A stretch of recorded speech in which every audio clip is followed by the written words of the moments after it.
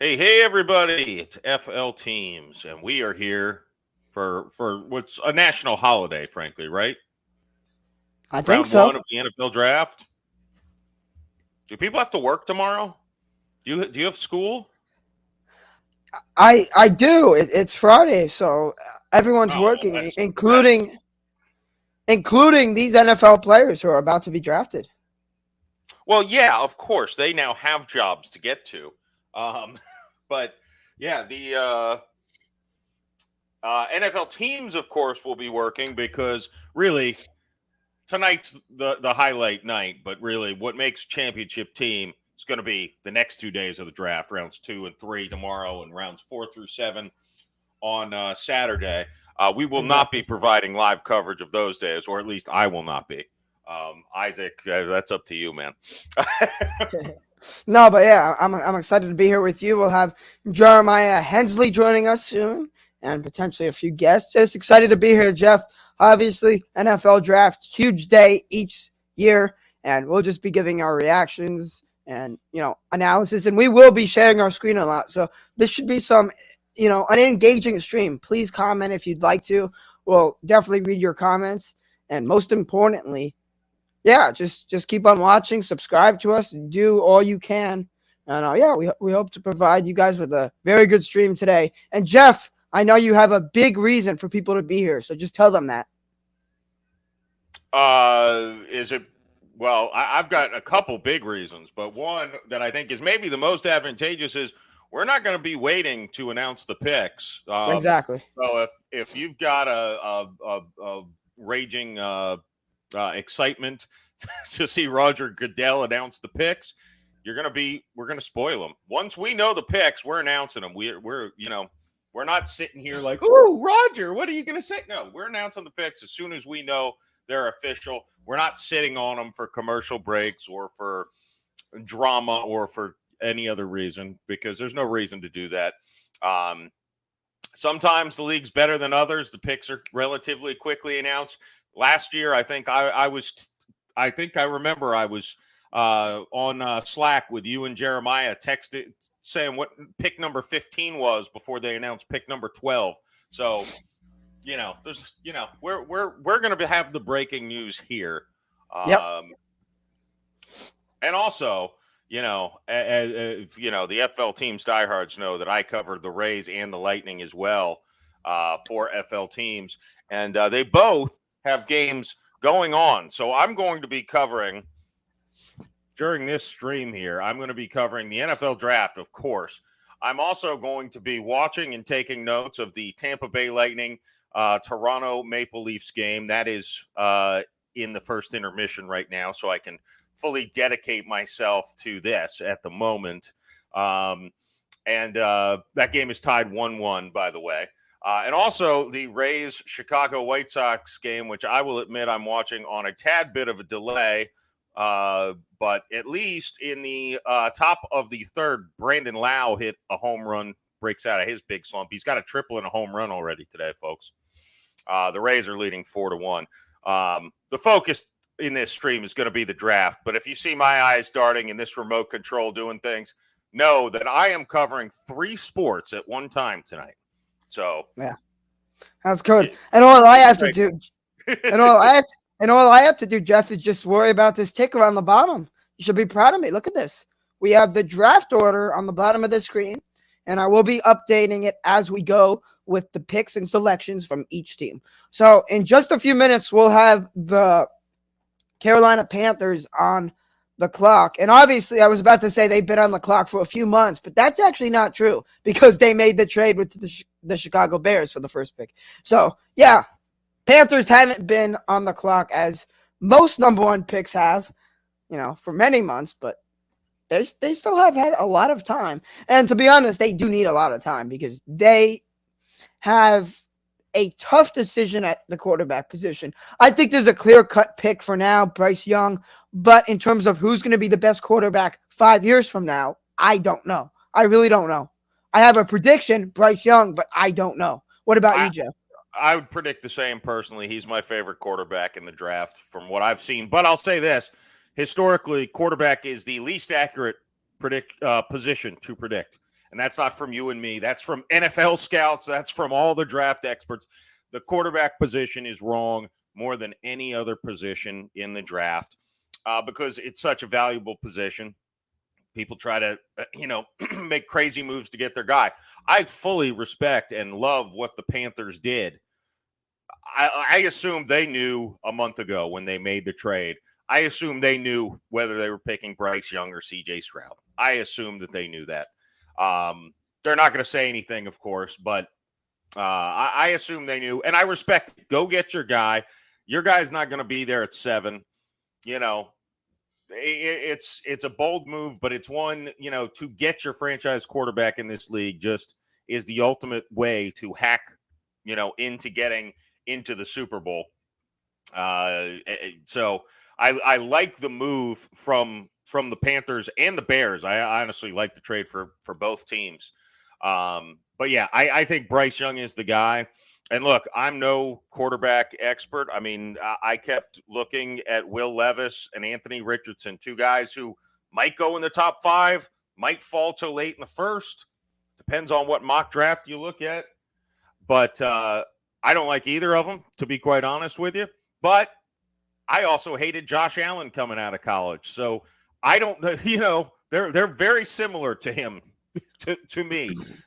So I'm not going to even pretend I know what's right. I just know I would be both excited and extremely nervous if my team hitched their wagon to one of those 2 guys at the quarterback position. Yep. All right, so Goodell stepping up to the podium. Clock will start in about a minute. Let me just quickly show you this funny TikTok that I can relate to, at least, and Jeremiah can relate to. So let me just share that, and then we'll get started. Jeff will have to be on Twitter lookout throughout the night, but that shouldn't be a problem. All right. Here we go. Where? So. Where? Oh, wait. Give me a second. All right. There we go. All right. Here we go. Quick TikTok. Where? Where? Where, Dwight? Seems like you already know where. Where? I mean, look, Dolphins don't have a pick, but we still do have 2 Florida teams making picks tonight, potentially more, potentially less, depending on trades. But as of now, number 19, Tampa Bay Buccaneers, and at number 24, the Jacksonville Jaguars. So with that said, Jeff, obviously this is FL Team's top Florida sports source. You should know that by now. So we do have 2 Florida teams making selections tonight. The Jaguars and Buccaneers are in a good position as of now, where this draft is not really going to change them next year. And even if they want this pick to do that, it's a late first-round pick, which is still it's still going to produce a talented piece, but you never know what's going to happen. So for the Bucs and Jaguars, I mean, Jeff, let's start with the Bucs. What are you looking for out of the Bucs? Because at pick 19, you're in the middle of the pack. There's a lot of options because you can go after every position, but the top players at each position will definitely be taken. Yeah, the Bucs, they're picking low, but they're rebuilding. So I think they're in a polar opposite situation than the Jaguars. I think for the Bucs, it doesn't matter what position is available. They should take whatever the best player is. I don't think this is a team that really has a realistic shot of competing. I don't think it's a team that if they like a guy like Hendon Hooker, or if a guy like Levis somehow just falls way down in the draft, they should necessarily avoid a quarterback when it gets to their spot. They're not, this is a team too where Devin White's demanding a trade. Who knows if he's going to be on the team, but there's not really any position. I think linebacker was probably the closest one to a position on the Bucs that maybe, even though even Levante David's getting up there in years, they were able to re-sign him. But the Bucs, I think it's just pure best player available. This is a player for the future. Nobody needs to come in and make an impact because nobody in in this is not a deep first round. Last year was a really deep first round. This is not. I don't think you're going to see massive impact from more than a handful of guys this coming year, their rookie year, out of the first round. So that's where I am with the Bucks. I just think to an extent it makes their job easy. They could trade down if they really love a guy and it's getting close. I don't think trading up's ever a bad idea. Get your guy that you want to have in that locker room for the next 5 years at least, no matter what position he's at. I agree, and it is the same situation with the Jaguars. The Jaguars have a ton of talent this year, and you could say that maybe this pick is important because they could be one piece away from being even better, and that can mean a deeper playoff run. But yes, best available for those two Florida teams.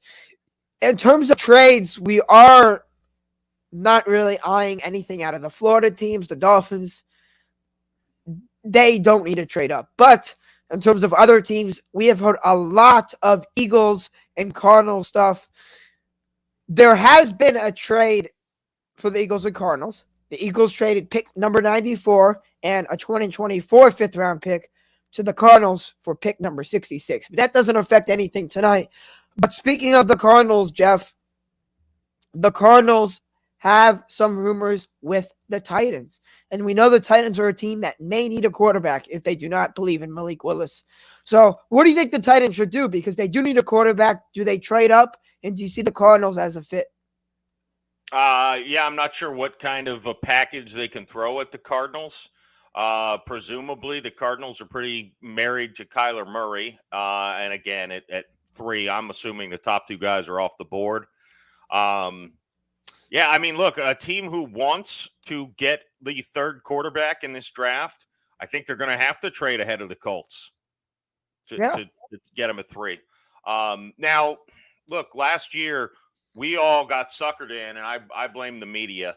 We all got suckered into thinking more than one quarterback was going to be picked in the first round. And, a lot of I was watching the day of the draft. Some people project Malik Willis, who ended up at pick 90 something really late in the third round. Yeah, he was late. They were projecting him to go top 5. So if ever there's a position where the media is completely misled based on their assumptions of what teams might do at quarterback, it is that position. I think all of those top 4 are going to go in the top 10 myself. Obviously the Titans aren't sold on Tannehill.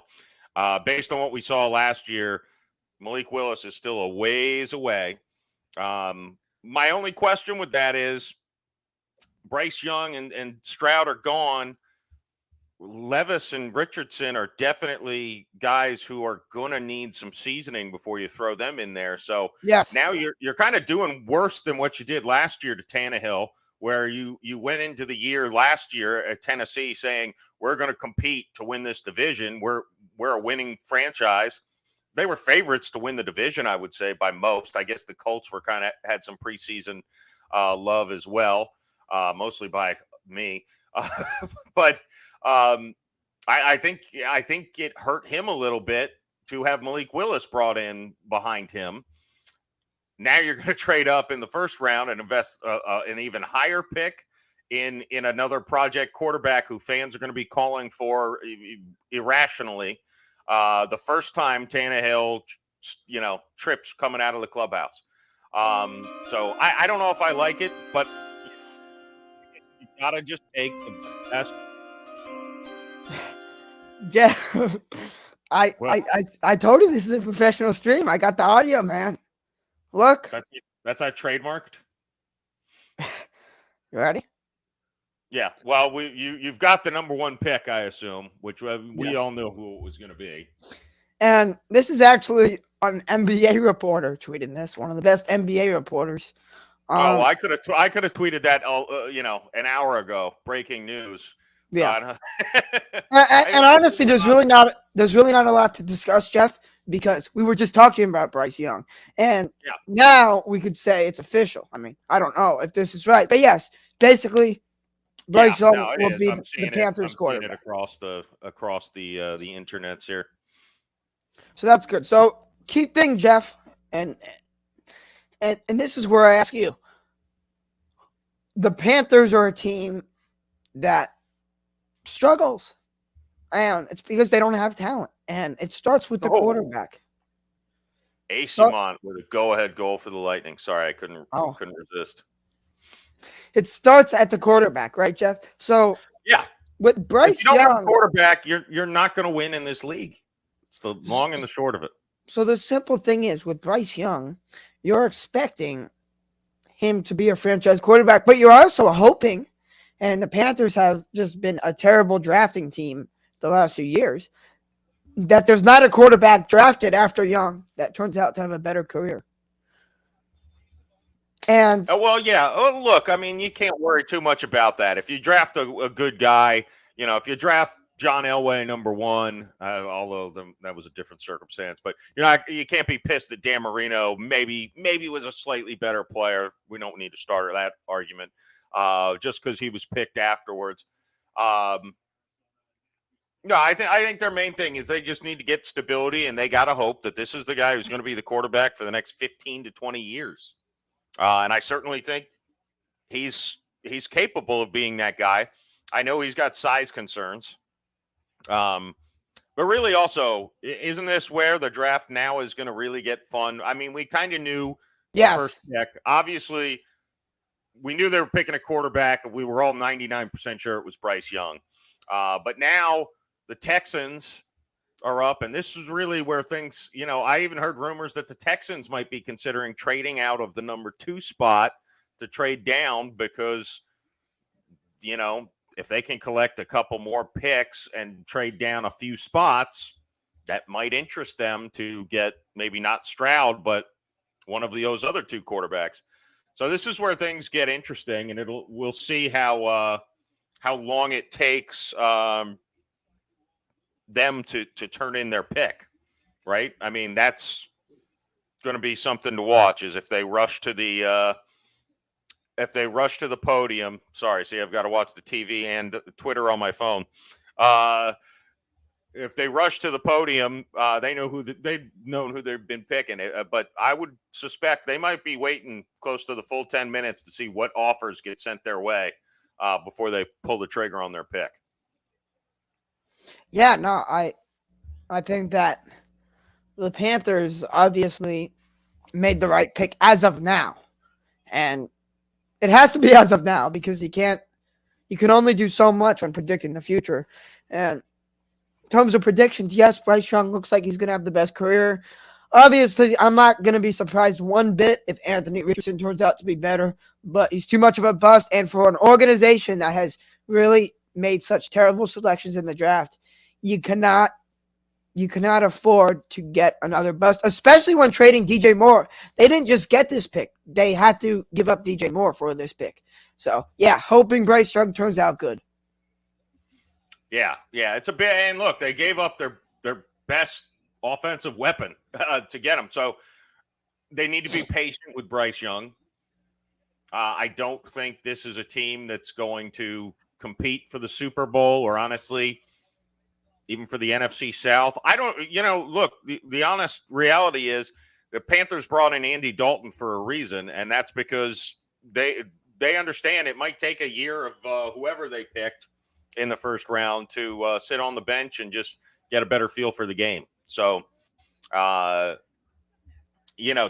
one thing that I think hurts, and I heard great analysis on this from somebody when talking about Anthony Richardson, is that there's no doubt he's got immense physical talent. There's also no doubt if you watched him throw the football at Florida last year, he's not close to what's needed to play in the NFL. Not even close.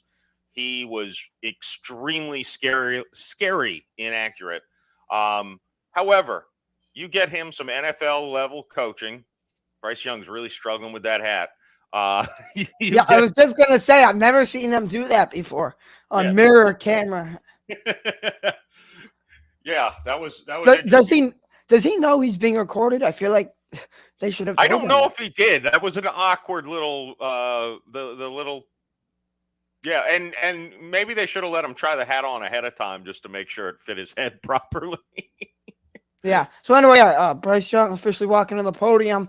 Look, Alabama producing the best NFL talent year in, year out. And this is the Heisman winner, Bryce Young. And Yeah, look, I don't think anyone, anyone's going to be strongly questioning that pick. no. I think it just made sense, and That's the thing. I don't think Carolina could afford to take Richardson, even if they really loved his film, because so many people would be questioning the selection. So many. Yeah, it would be horrible because look, and I think Richardson's going to be, if he ends up getting picked number 3 or 4 in this draft. If he was picked 15 to 20, fans aren't going to expect him to come in and start day one, and he has no business starting day one. You're fooling yourself if you think otherwise. I've watched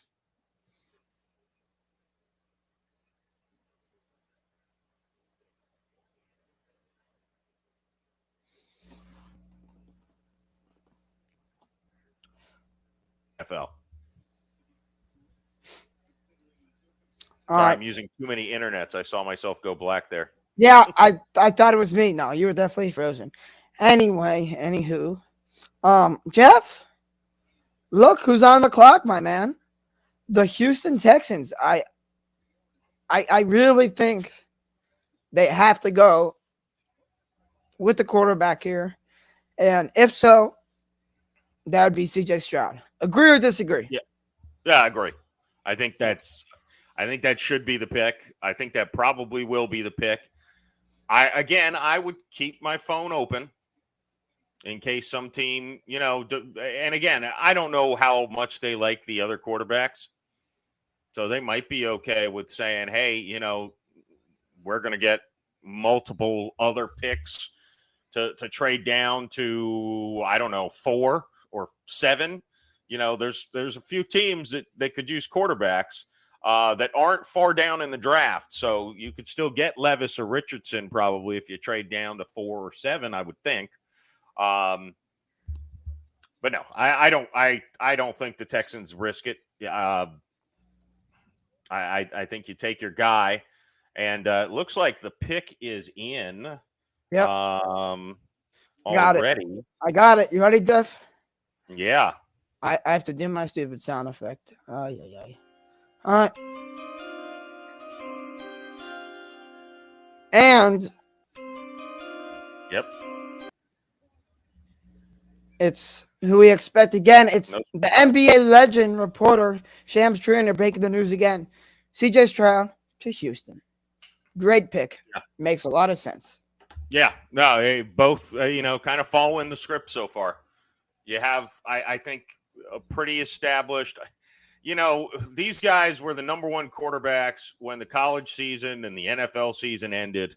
For people to move guys based on combine workouts, how they look in gym shorts and sleeveless tank tops, whatever the hell they're wearing, it's kind of stupid. That's one thing. NFL teams are smarter than the media members who try to dismiss the guys who were kind of clear-cut 1 and 2.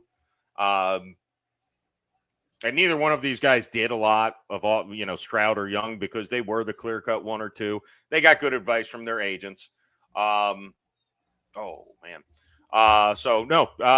ahead. And so now I said with number 2, this is where things get interesting. Now they get even more interesting because the Cardinals, if a team loves Richardson or Levis, they very probably, I would think, need to jump the Colts to get them. Because I would kind of be surprised if the Colts don't go for a quarterback here, even if it's not a guy they think is going to start as a rookie, just because this is an organization that was fortunate enough to have Peyton Manning and Andrew Luck. I think they're willing to suffer one more season if they get a guy they think is their future quarterback. Yeah, exactly. And look, it was not long ago when the Houston Texans made the playoffs. That was under Deshaun Watson. And in terms of just having a quarterback, I mean, the Houston Texans, as it stands,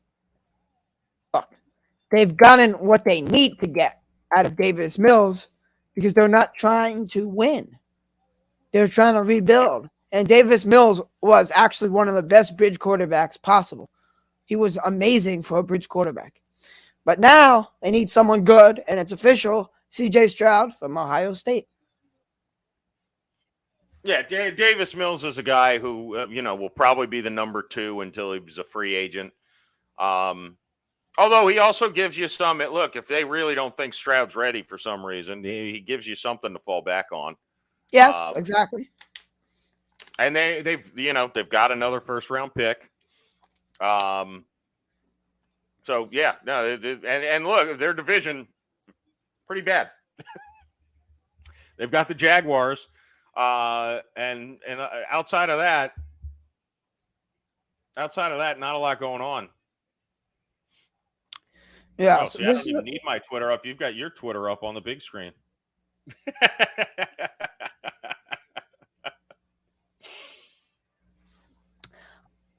Yeah. So look, Jeff, everything is going to plan so far. It's only pick number 2 though.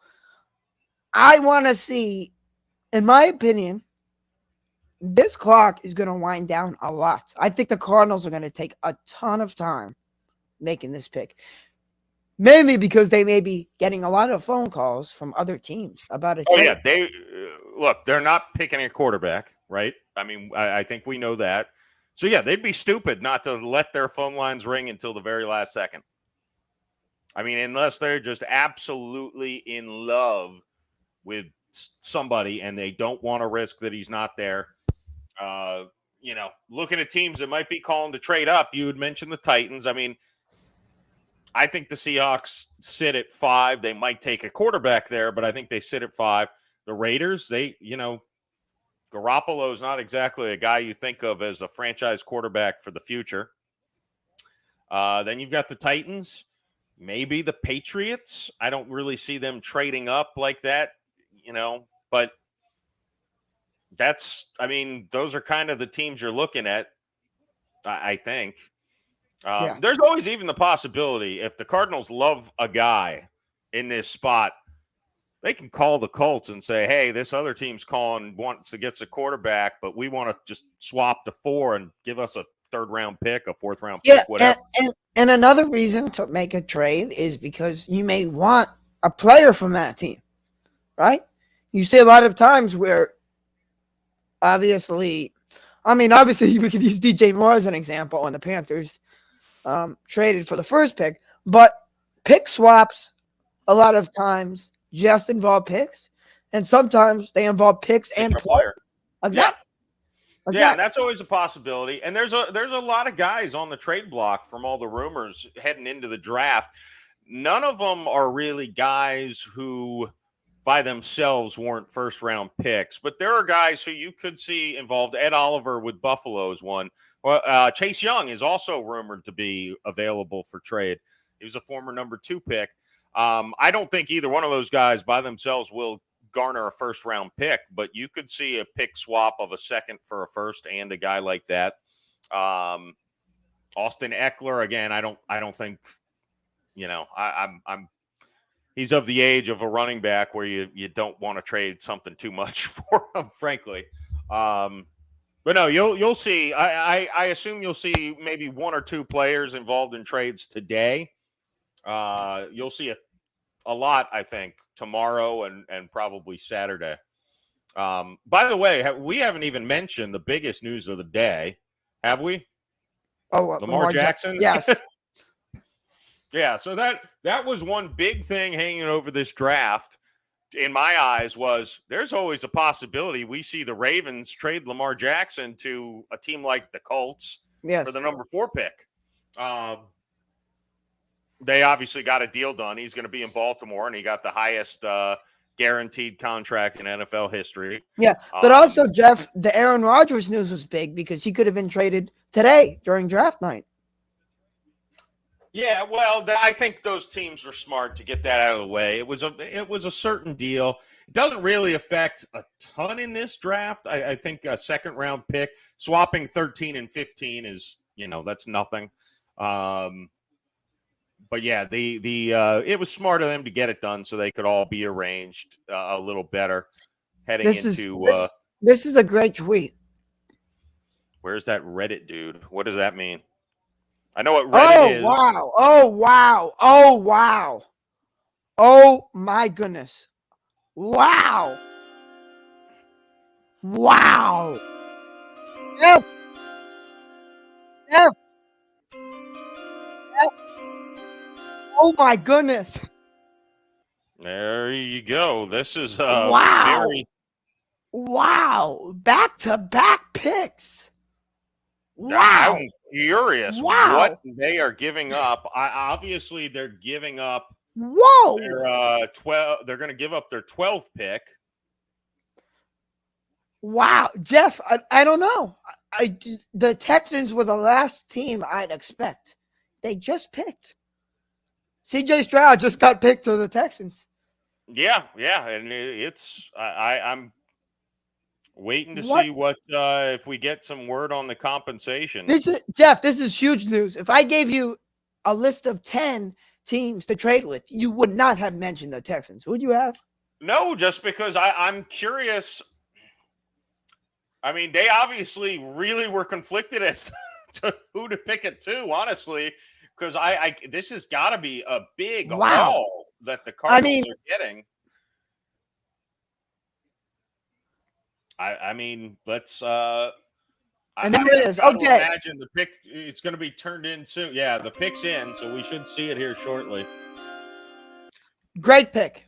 Texans get the best defensive player in the draft. Yeah, which is who I think most people thought the Cardinals were going to take at 3 if they didn't trade out. But here's the thing, Jeff. Yes, the Texans end up with a quarterback and the best defensive player, but it's at a loss of something, right? There has to be a big haul going to Arizona. Well, and yeah, I mean, I think that haul could turn out to be better than Will Anderson. The 12th pick is already changed on the draft board officially to the Cardinals. So that was the obvious one. I mean, I got to imagine that's a first-round pick next year, potentially, going to the Cardinals as well. Otherwise, I'm not really sure what the –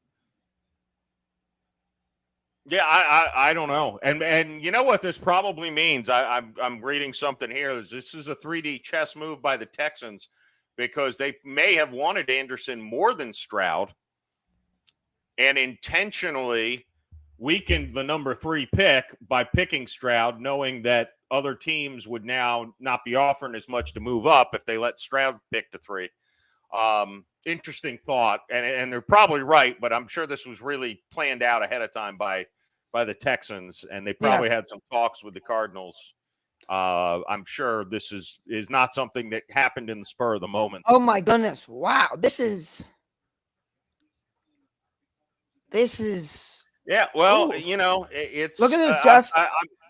Yeah, let's 12-33 first. Oh my goodness! I mean, I don't know if I like it. Yeah, like 105. 105, like that means anything. Oh, goodness. Yeah, that means nothing. A first and a third next year, and 33 and 12. Again, 12 was obvious, but 33 is a pretty damn good pick. I mean, can I say something? I say something? If Will Anderson doesn't turn out to be good, I quit. Because you're giving up so much for someone on Alabama.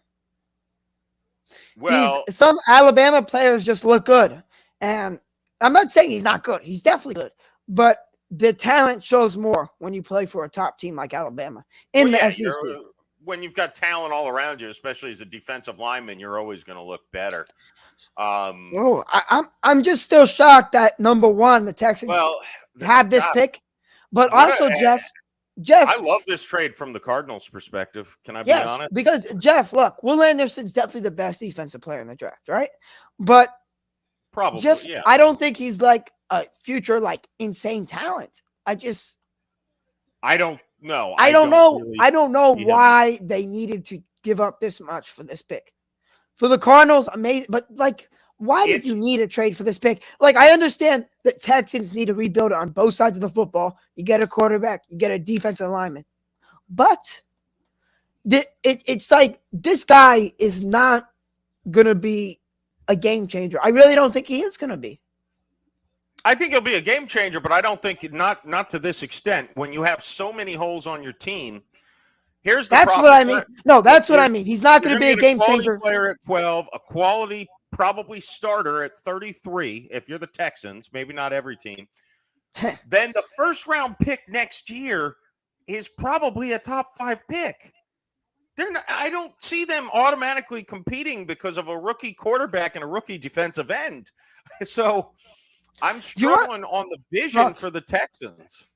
Do you understand that the Texans got Will Anderson in a 4th rounder? That's it.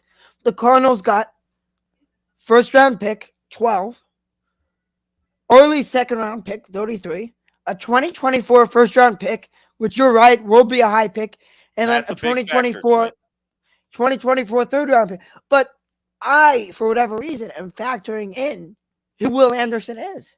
It's not like you're trading to get Chase Young. I just don't think if he's the next. Well, hopefully he's better than Chase Young for the sake of. I mean, Chase Young's good, but they need him to be J.J. Watt level, not. That's what I'm saying, and I don't think he's going to be. If you're trading this much, Will Anderson better be the next Aaron Donald. And I just, you know what I mean? I don't know. Yeah, he's got to be I know. He's got to be just a force on the outside, on the edge. And look, I do think he is a very quality player, so do not get me wrong. I just think Yes, for anyone watching, next year is going to be high. For anyone watching, we're not saying he's bad, but for what they gave up, he might be bad. It's look, if Stroud and Anderson are Hall of Famers, people will look back at this draft as being the Texans hanging their nuts on the rest of the NFL, saying, "Look at what we just did. We got a Hall of Fame quarterback and edge rusher that you guys let us get." I wish we could get a Texans fan in here. On last minute it'd be hard to get. I know a couple. They're busy. They're busy watching. I would imagine they're busy right now. Yes. Yeah. Although, look, they don't have any more picks. They don't pick again until the 3rd round, right? So. Okay, and there it is, from the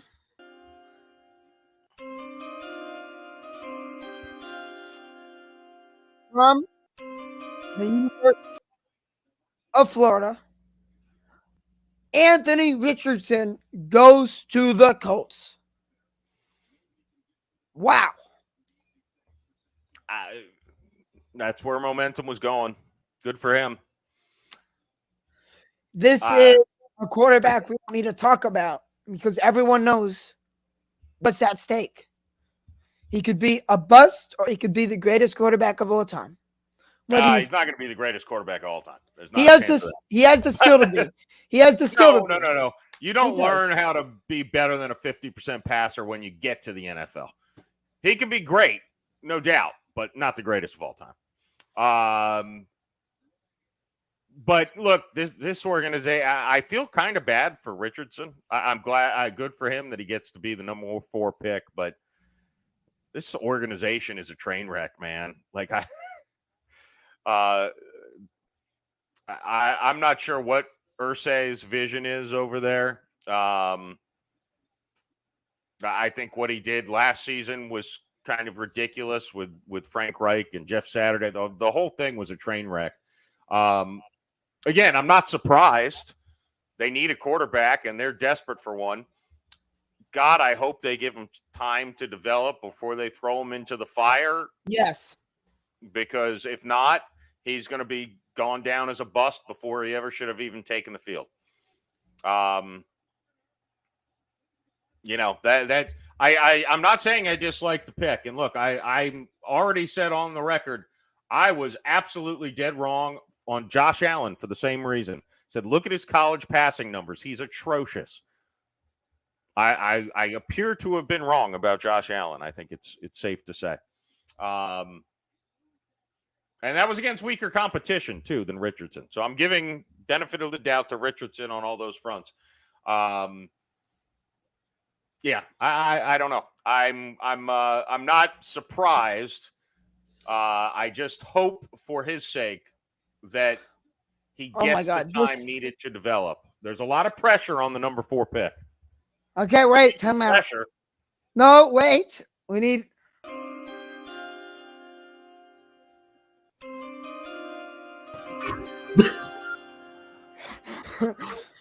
Okay. I mean, what's I'm doubly and triply shocked right now. One, I didn't think Houston would trade back up for another pick. I mean, way to get aggressive. And no way in heck I saw Anthony Richardson being the third quarterback. I thought Will Levis was definitely going to be the guy. Nah, the combine. By the way, why wasn't this his intro music? Yeah, bring it back. I'm just saying. That's Don't waste the cool stuff on Jeremiah. Look, I swear, but didn't they say that the Colts like fell in love with Levis? Like he was like their All guy. a smoke screen. All a smoke screen. Wow. so we have our first Florida college player off the board, Ed Richardson from the University of Florida. And now we got the Seahawks up on the board, who I think will get Carter.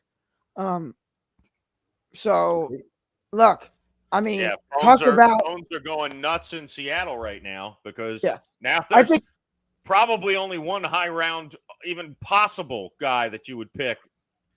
So I would suspect you were talking about the Titans earlier. The Titans and the Raiders have to be okay. saying, hey, Yes, I mean if you're the you don't Seahawks, we're not taking Hooker at 7, so we got to move up. well, look, Will Levis is obviously the best quarterback available, and teams like the Titans need him, so they may trade up. But I don't think the Seahawks are willing to give up a pick. I think they want to go with Jalen Carter from Georgia, the national champions.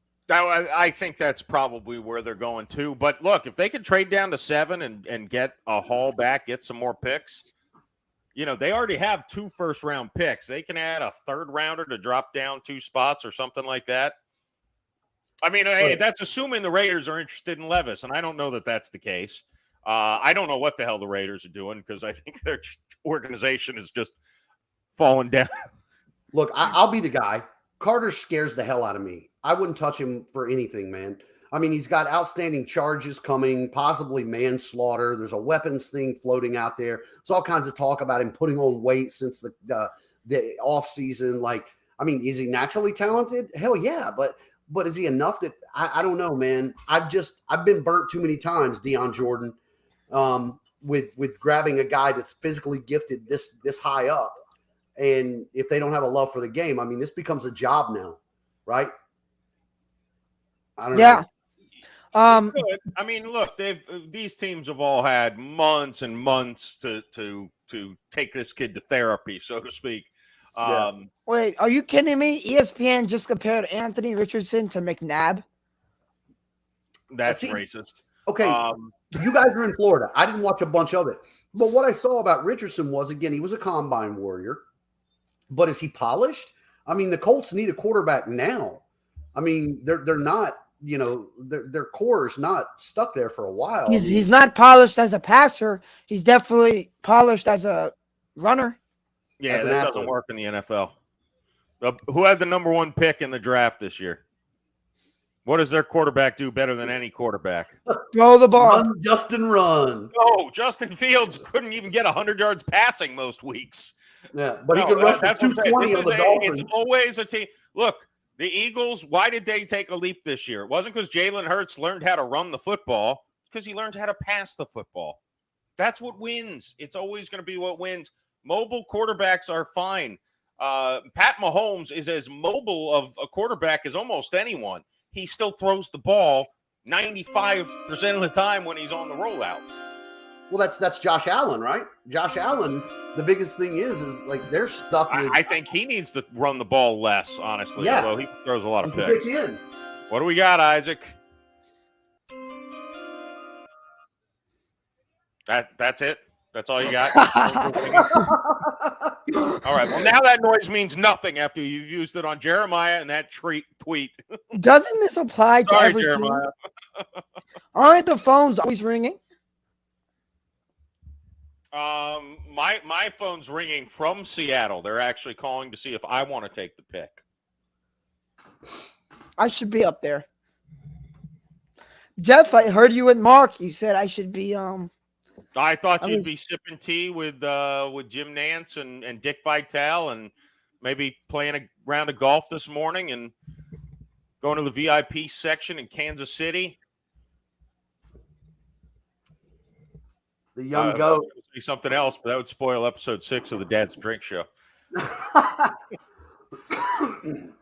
Jeremiah, what's happening, man? We didn't introduce Yeah, man. A late night of Little League. You know, we got crushed by a team that had a bunch of 8 and 9-year-olds. It was absolutely just unfair, but good times. Yeah, been there. Football. Jeff, can we have an update? This is FL teams. We have a big playoff game going on. The second period is winding down. Lightning are up 2-1, and it is over. Second period. Okay, and now we got Matthews and Maroon going at it. And officially, the Seahawks are making the pick. I think you're probably right. They're going to go Carter. They're going to go defense. I mean, you could go quarterback again. I mean, you got to believe that everybody thinks that the Geno that you got last year is not Geno, right? I mean, can a guy literally be mediocre for 3/4 of his NFL career and then in the twilight become a respectable starter? Oh, my goodness. All right. Now this is when we stop speaking. You ready, guys?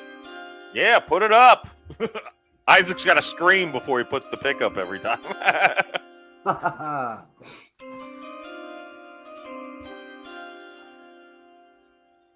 hope I didn't.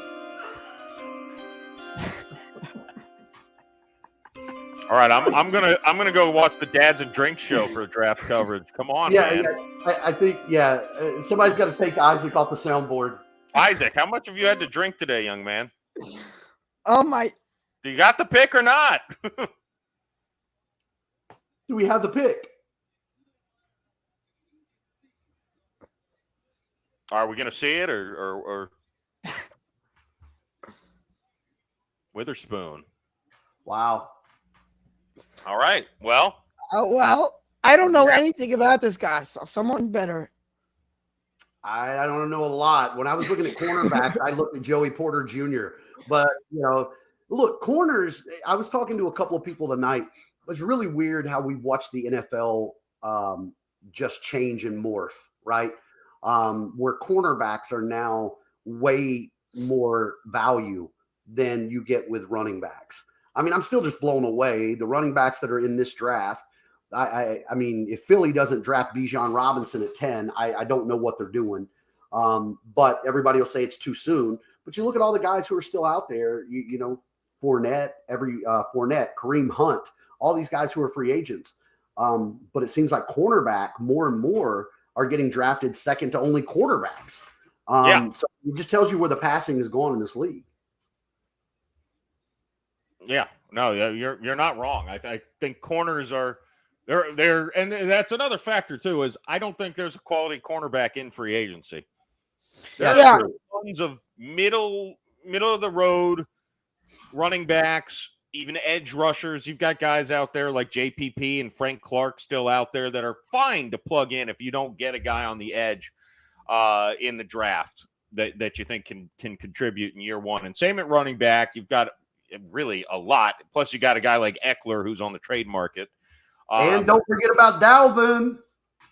Yeah. Well, and so now I'm curious what happens here with Carter. I don't know. Yeah, I mean, I kind of thought I didn't think he would slip to the Falcons. I suppose I don't know the interior depth for the Lions off the top of my head. Forgive me, but that's got to be a tempting idea, right? Well, either that or who's the other edge? There's another edge guy like Texas A&M or something, Tyrese or something, right? I mean, there's another pass. Yeah, rusher. there's plenty, but Carter, right, but I think he's outside of maybe Anderson. I think he's the most talented guy at that position. Pretty easily. I don't know. It would bother me. I don't want to say it would bother me to pass on a guy with character concerns. But a guy who I think is head and shoulders above other people. I mean, Tyree Wilson, that's the guy I was trying to find from Texas Tech. If you're looking through ESPN's breakdown, he's the number 1 overall defensive end, number 4 overall prospect. If you're Atlanta or you're Detroit, why not try to pair him up with Aiden Hutchinson? And if you're Atlanta, why not try to get some pressure coming on the other side? I don't know, man. Like I said, I just maybe I've gotten so old school. Yeah, that's what I'm saying though. Is put Jalen Carter next to Hutchinson. Think of what havoc that could create. It could. I don't know what it. And this is just I have pure bias for no other reason than I've skimmed his news about that deep. But I feel like every draft there's something that comes out about somebody like that. And who was it last year? It was the dude. You hated Thibodeau last year. Yeah, Thibodeau. That's the guy. That's the other guy. And I just feel like that always happens. Every show we have, Jeremiah loves to praise, and deservedly so, the Detroit Lions and Dan Campbell. So here's your chance, if they draft Jalen Carter, to combine him with Hutchinson. How much better does this up-and-coming team get? I mean, a lot. But, I mean, I think Hutchinson's holding them down. I think Carter makes more sense for them because Carter's going to be more of a tackle, right? Yes. I mean, right. So it makes more sense for him than it does for the Tyree Wilson. If anybody can get the kid in shape, I'll put my faith in Dan Campbell. I firmly believe in Dan Campbell. If anybody's going to hold this dude's feet to the fire, like I'm a mark for Dan Campbell. I got no issue with that. Yes. No, you love Dan Campbell, and there's nothing wrong with that. He is an amazing coach. And if the Lions don't pick Carter here, I think he's going to fall even further because the Raiders better take Levis. Oh, looks like Arizona is moving up to the number 6 spot. What? Well, they might have interest in Carter, I would think. Cardinals have the 6th They pick. should have interest in Levis. We all know how I feel about Kyler Murray, too. Oh, wow. Oh, Yeah, wow. That's not happening. No, it's not going to happen, but I can have hopes. Jeremiah, you broke the news before me. I'm impressed. Yeah. Wow. Okay. So Cardinals making their 2nd pick. Or no, they didn't make a pick yet. Yeah, because they're the Texans back on the traded with clock again. Yeah. Look, here's a thing that wasn't mentioned with the Lions that if they were considering Carter, maybe wouldn't anymore. The whole gambling situation where they cut a couple guys and Jameson Williams getting suspended for 6 games. Yeah. Not exactly maybe as tight of a clubhouse as they thought, and maybe not a draft where you want to even consider a guy with some character issues. So, that just popped into my head as I was thinking, I don't know. And I think the Lions, most places I've seen really had them going with cornerback, a lot of them going with Witherspoon. So they might just think, well, let's, if the D-line, if they don't want Carter, might as well move out. But now, I can't imagine there's another guy that the Cardinals are going after here. That they're the Cardinals. If they're coming up, it's got to be for Carter.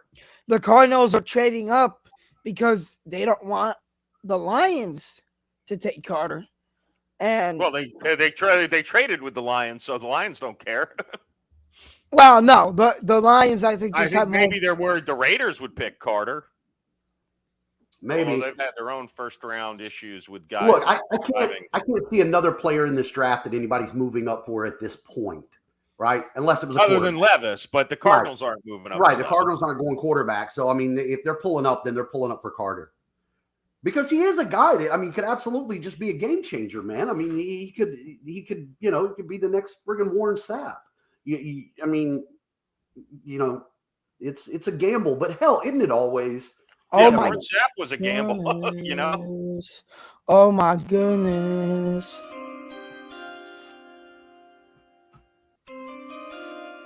Paris Johnson.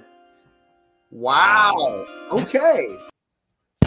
So one thing I've learned is I definitely have no idea what's going to happen in the rest of this draft, and neither does anyone in NFL media. Time out. Wait a second. So I don't get it. Is Carter going to be like the Malik Willis? Is he going to be available in the 3rd round? Like Malik Willis, he won't fall past the Eagles. I guarantee you. I don't know, man. But not look, not a, you know, for not what a it's chance worth, in hell he falls past the Eagles. The Eagles are No. smart, and they lost a couple guys on the line. They will get him and keep him in check with guys like Flecker. Yeah, no, that's a no-brainer for the Eagles. If he gets that far, which at this point it looks like he might. Good trade for the Cardinals, though, giving up 34 and 12. I mean, assuming they love Paris Johnson. well, Good he's good the trade best for tackle in both the teams. draft. That one I think is a lot more level compensation than, especially since they just got the 33 pick. Yeah. I mean, And the Lions, by the way, obviously get Arizona's number 12 pick. yeah. Yeah. 12 and 34. I think that seems like a good trade-off for both sides. And again, I think Paris Johnson's a safe pick. He's definitely the best tackle in the draft. And Kyler needed a tackle. Yeah, he needs some sort of protection. Because I'm not a Kyler Murray fan. I'm very adamant about that. But the guy needs some protection. I mean, you've got to keep him in the pocket. If Levis doesn't go to the Raiders here, unless there's some sort of trade up, maybe the Titans at 11. Otherwise, he's doing a little Aaron Rodgers drop, maybe to the Patriots. 14. Oh, but Commanders, they love 16. Mac. But they love Mac. Yeah. Well, look, I don't think Levis is a day one starter. So, I mean, that doesn't mean Mac's not going to be starting next year. I heard Levis being attached a little bit to San Francisco too. That seems like a weird. It is strange. I guess he had one of their offensive coordinators coached him at some point in college, and the idea behind it would be that San Francisco is going to trade to one of these quarterback needy teams, Trey Lance, and then bet on going with Brock Purdy and Will Levis. But I think the Titans make much more sense because the Titans swung and missed on Malik Willis. And Tannehill's in his last year. Are they seriously? In fairness to Malik Willis, I don't think anyone thought he was going to be good as a rookie, except for some idiots in the NFL media. But, going from Liberty as a kind of raw prospect, I mean, he like I compared him to Richardson earlier in far as but at least Richardson had SEC competition. Right. Malik Willis didn't have that level of competition, and I mean his numbers were better than Richardson's passing the ball, but not. Jeff, are you watching these highlights? What highlights? On their TV, they're showing Johnson go up against linebackers. Second level.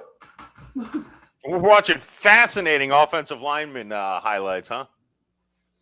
Let's see them look through the mirror.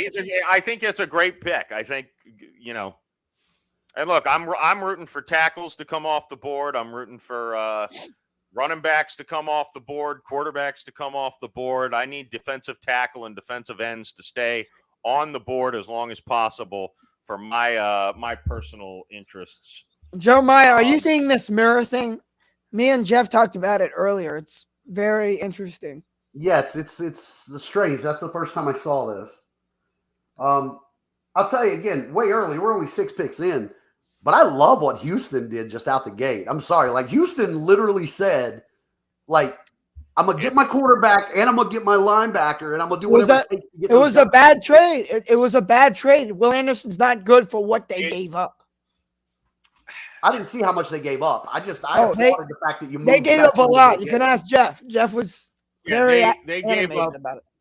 They obviously gave up the 12th pick, but they gave up pick number 33. I think there was a late round pick, but that's irrelevant. Next year's first and third round picks, Houston gave up. I don't care how good Stroud and Anderson are. I still would think they're picking top 5 next year. So they're potentially giving away a top 5 pick next year and a guy at 33 who can contribute. They better be damn sure that these two guys are going to be play for them. There's a chance that the Texans are the worst team in football next year. I don't know. There's a chance, and there's a chance that this will go down as the best draft move of all time if Will Anderson's the next Reggie White and Stroud's a Hall of Fame quarterback. They will say this is one of the best drafts of any team in NFL history. I just like Houston getting aggressive in a different way. Houston before was giving away tons of picks and going out and trying to do this. I like a new coach coming in and they get aggressive early with the picks that they got. I like that, right? How great would it be right here if the Raiders drafted Will Levis? Just because it would be Jimmy Garoppolo yet again with a young quarterback coming in to breathe down his neck. Like this would be, it would be so fitting for Jimmy G. I'm curious if the Raiders are trying to trade down with a team like Tennessee or with a team that wants Carter at this point. Yeah. Because if the Raiders don't like Levis, then I don't know. A lot of my Twitter is blown up with, do you really think the Raiders would take Jalen Carter to go to Vegas? Does that seem like a good ending for anyone? No, like that's not at all. Look, the guy could be, he's obviously naturally talented and gifted and all that good stuff. So it could just be that he wasn't pressed in college. Maybe he is a guy that he turns this around and becomes a professional at his position and takes this serious, a la Warren Sapp, right? I mean, there were tons of character concerns and issues with Sapp coming out. Yeah. The Raiders still on the clock with 3 minutes left, it looks like. So. Do you guys see B. John Robinson getting drafted soon? I thought he was going to Atlanta for sure, but now with Levis and Carter still on the board, I'm not as sure. I don't think he gets past Philly at 10. I think Jeremiah said it. Yeah.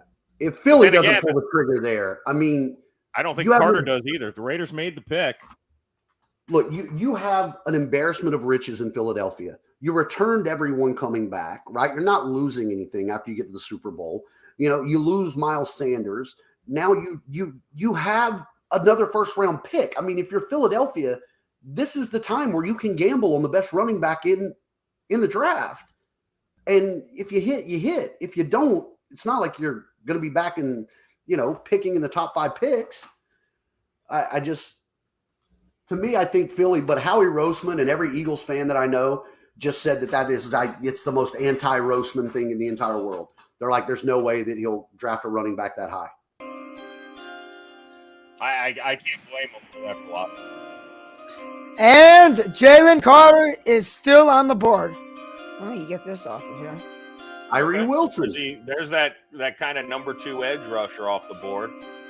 Yeah. Let me show this. That's an interesting pick for the Raiders with Max Crosby and Chandler Jones in the fold. Look, Jalen Carter is going to be the next Malik Willis. Don't doubt me, Jeff. I'm telling you. You got to wonder where it's going to go. But, I mean, look, this isn't a surprise. I mean, I think a lot of people saw him potentially sliding this far. Hey, I wonder if we see I wonder if we see Chandler Jones getting traded from the Raiders here this offseason.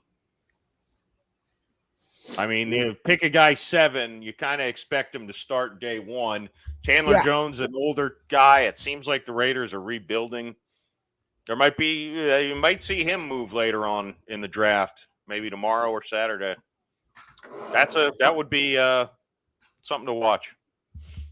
All right, I'm only looking for one guy to move during the draft. Dalvin Cook. Come on home, Dalvin. Come on. Yeah, that's not happening. Crazy. The Falcons, at least what they tell everyone, is that they're all in with Desmond Ridder at quarterback. Or again, there's another spot where Levis should make sense, but unless they've just been smoke screening, so this would be a Carter, right? I mean, this would be a perfect fit. Absolutely, this team is terrible at the pass rush. Yeah, I could see this being Carter or Robinson. They need a bell cow back too. What Tyler Algier? Algier went for over 1,000 last year as a rookie. I mean, they ran the ball better than you thought. Well, that's because they didn't throw the ball at all. They had Marcus Mariota at all.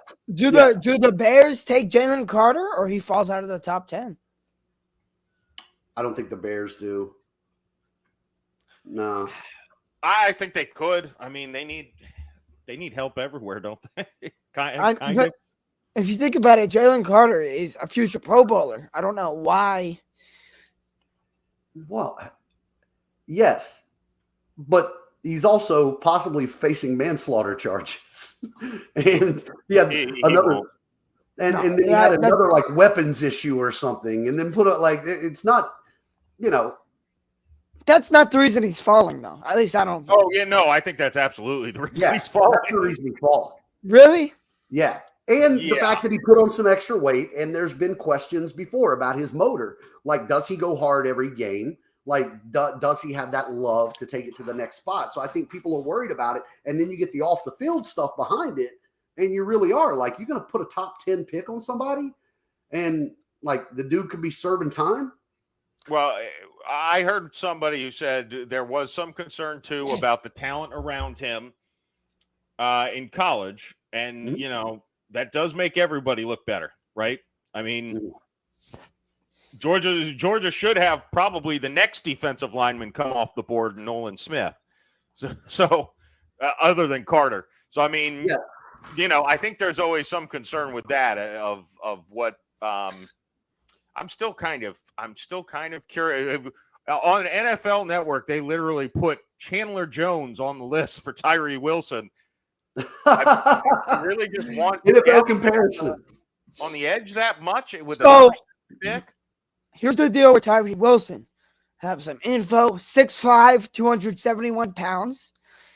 He's an athletic freak. Some people think he has a higher ceiling than Anderson, who obviously went to the Texans. Wilson was top 10 in college football with a 22.3% pass rush win rate. He's obviously great in the run game, but do you have to consider this? He has a foot injury that is not close to healing. So let's put that into play. Well, maybe that's why they're not concerned about having Crosby and Jones. But I mean, the guy, even if he's healthy for the start of the season, which I think I haven't seen that be in question that he would be, he's not going to be on the field for more than, I don't know, 35% of the snaps in week one at most.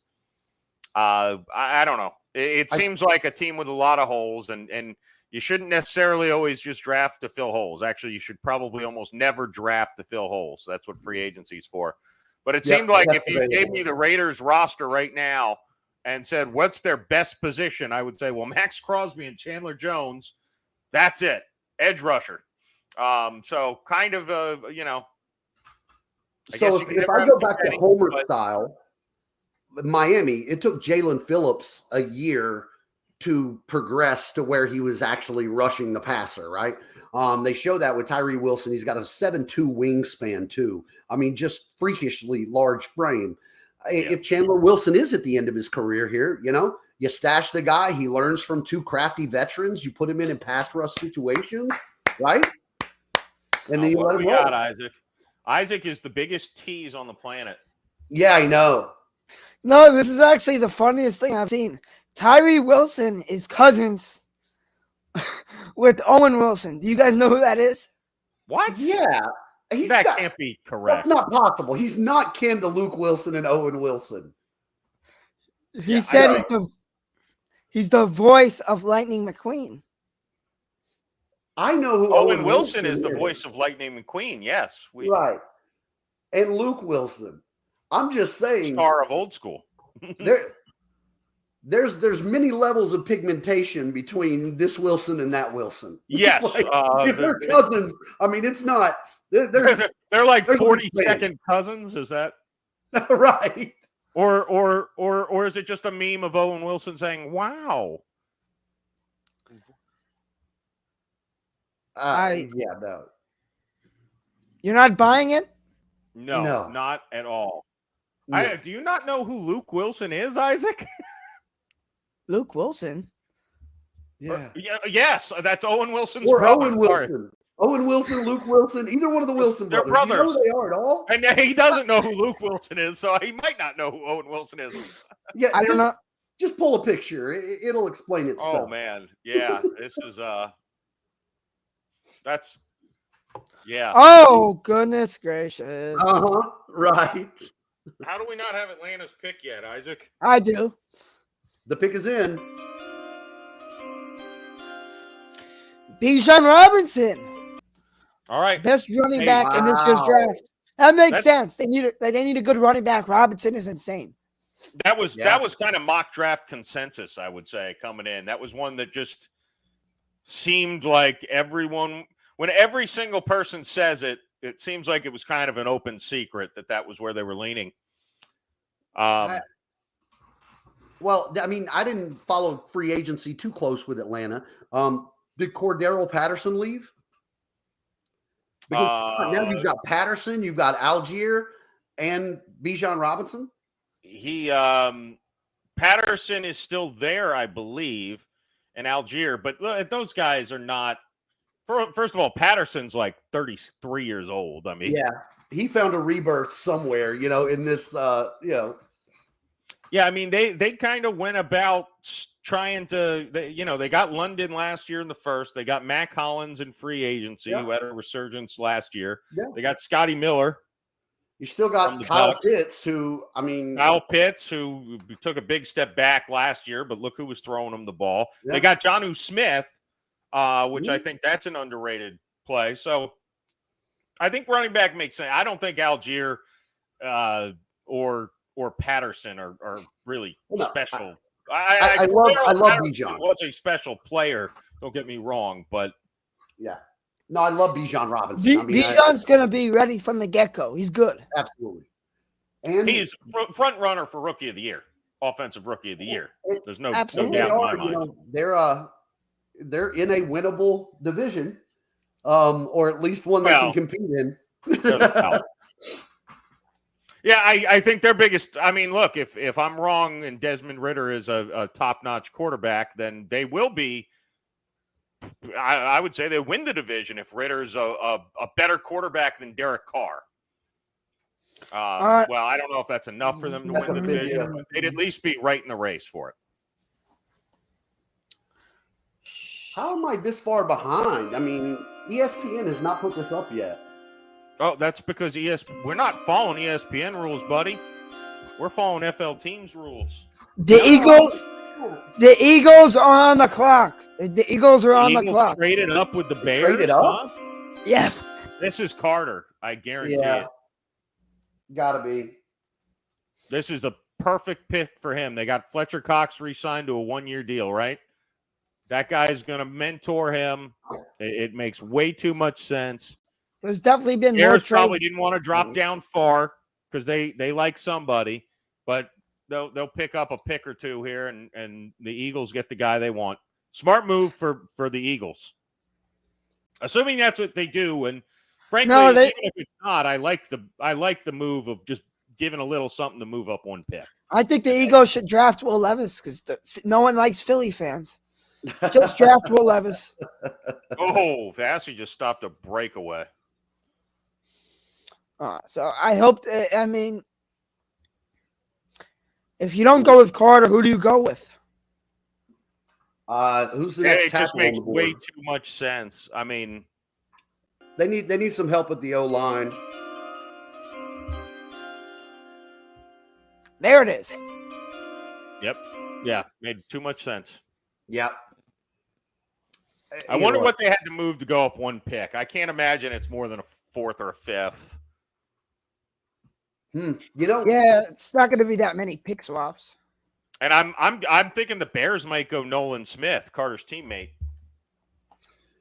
Yeah, the Eagles have stacked away some young defensive pieces, right? Didn't they take the guy last year, the giant nose guard out of Georgia? And then they got N'Kobe Dean too, right? So it's like they're basically putting together the Georgia defense. Well, Jeremiah's playing the game of Jeff. You're following 3 sporting events. Name a random player on this team. Well, it's like the 8th time. I'm like, dude, I'm watching a hockey game. Yeah. The Rays are winning 13-2. I've stopped watching that game. It's a reunion. It is a reunion with Jordan Davis. Yeah. Yeah. That's probably another good thing. I mean, from a locker room perspective, right? Yeah, honestly, I didn't know that much about Carter's issues. You guys obviously seem to know more about that. So I would have picked him higher than 9, but I care less about character than Jeremiah. Again, I blame all of my character concerns on Deion Jordan. Every one of them. Like, as a Dolphin fan, you don't forget. Trading up for Deion Jordan. Oh, wait. So the Bears. So wait, the Eagles only traded up one spot. Yeah. Yeah. Were the Bears Bears going to take Carter? Was that what the Eagles were worried about? No, the Bears are probably talking to other teams that were going to get Carter, and the Eagles didn't want to get jumped, and the Bears probably have someone they want at 10. So it was probably hey, we can, whatever team, the Lions, the Patriots, they're calling us saying they want Carter, but we really want Nolan Smith. Are you going to pick Carter if we trade you this number 9 pick? Let's pick up an extra pick and still get the guy we want. No, that's a great explanation about the Eagles. That's a great explanation about the Eagles potentially getting jumped, not necessarily because Carter was going to be taken by the Bears. Right. No, I guarantee you the Bears weren't going to pick Carter, or they wouldn't have made the trade. But they probably have someone they do want, and they don't want to trade down to. Look, it could have been the Saints on the phone offering next year's first and the number 29 pick, and they don't want to go down to number 29. They want someone that higher up. If you're Chicago, you have to draft a tackle. You have to. Justin Fields has ability. You have got to give a young quarterback time. And he can scramble all day long, but man, their whole team is a whole, isn't it? It is, but getting a linebacker isn't going to prolong the career of your maybe super stud quarterback. Well, teaching him how to throw and not run on every play will also prolong his career. That won't hurt, right? That won't hurt. The Eagles threw in a 4th round pick, so that's 4th round, which is nothing. Yeah, that's a good. That's going to sum up the trade. So smart move by both. Because they're stacked. I mean, the Eagles, again, they've still got another pick in the 1st round, right? And I mean, they've got picks. Like, the Eagles are lined up pretty well. I mean, look, Jeremiah, they lost some defensive talent this offseason. Sure. I mean, they lost Gardner. They lost some other guys. So to me, their depth and dominance on the D line made them a special team. Jalen Hurts is being overpaid. Well, we'll see. Not based on this past season, but him and Danny Dimes both cashed in pretty heavy. Jalen Hurts, I think, a lot more, right? And Lamar Jackson. Did that deal get done? Sorry, I was at Little League. I saw something was in the works. Yeah, highest paid player in history. Lamar Jackson signed his brand new contract with the Miami Dolphins. They paid him. Unpopular opinion. They traded opinion. The next 7 years of drafts for him because they have so much draft capital. Yeah, it's great that he's going to be exciting for you on Sundays because he ain't bringing you a ring ever. It's interesting.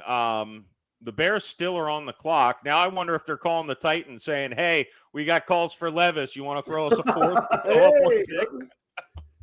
Look, I'm sorry. I mean, what do you guys honestly think? And I felt this all the way across the board. Do you really think Lamar Jackson can lead a team to a Super Bowl? With weapons, not the Ravens. The Ravens don't have weapons. No, I certainly think he can. His biggest problem is just getting injured.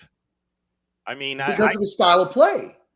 Into a passer. I mean, he wasn't maybe in the very beginning. I think he relied too much on his legs. I just think he needs to figure out a way to stay healthy. I don't think he's as small as he looks, but and then look, as he gets older and the injuries rack up, he's going to be less dynamic out of the backfield for sure. And then he's going to have no choice but to have to make a living in the pocket. And there's 10 quarterbacks in this league that I'd rather have run my drive than Lamar Jackson.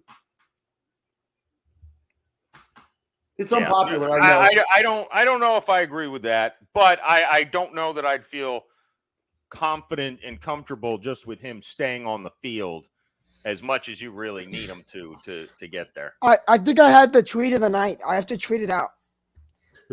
Anthony Richardson had such a good combine that he had to stay in Indianapolis.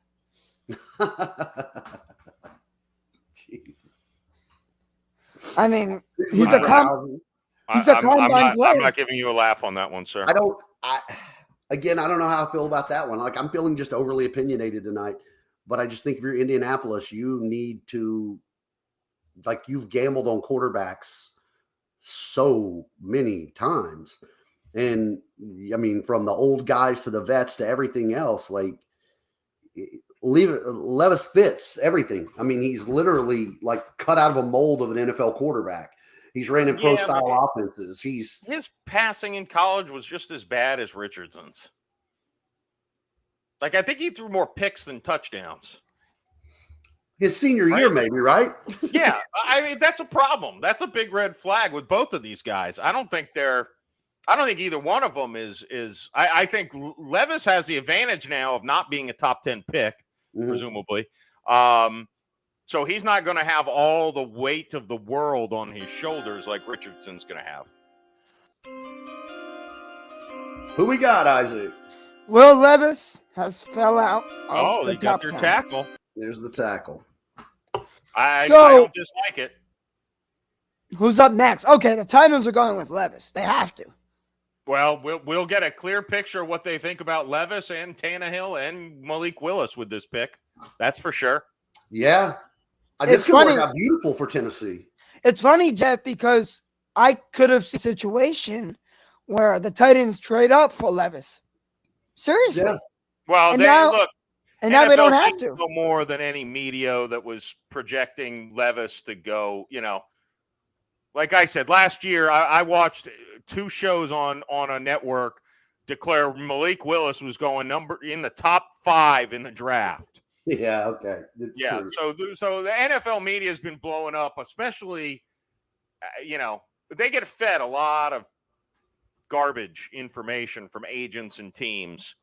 And Levis's name was really popular today. So I was pretty certain he was going to go 4th. Look, if I rank quarterbacks, which I don't, and I've already said a million times because I thought Josh Allen was going to be a bust, I would have had Hooker ahead of Richardson and Levis. So what do I know?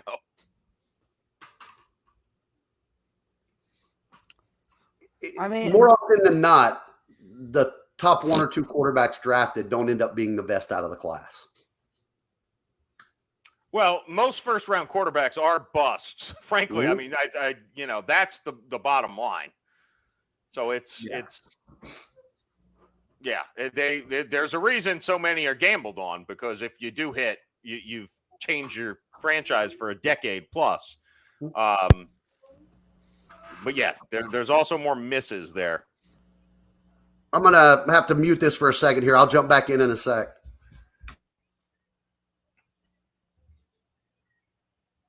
There's 9 minutes and 13 left in the game 5 here for the Lightning Maple Leafs. Jeremiah's just running over to jump into the Dads and Drinks show. We should have scheduled that to come out before the draft this week. In honor of Will Levis falling out of the top 10, let's just show some cringe TikToks.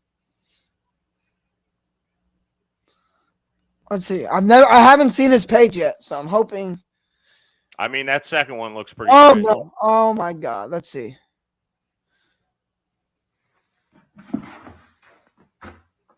Oh, is he the guy who puts mayonnaise in his coffee?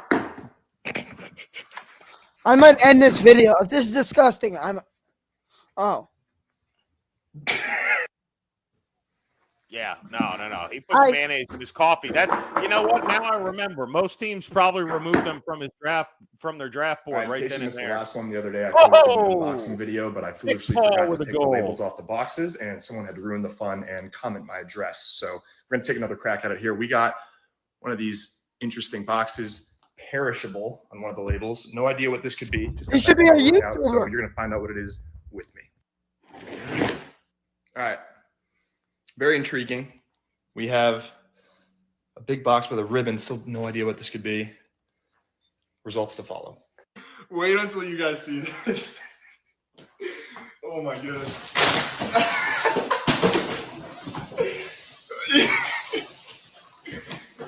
Oh my God, I'm done. Jeff, look.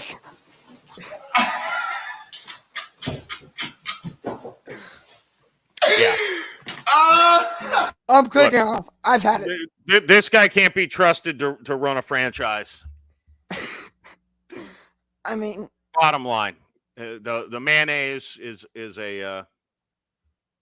I think the mayonnaise is very keto friendly. So nowadays, I don't know what to think about mayonnaise, but I don't want it in my damn coffee.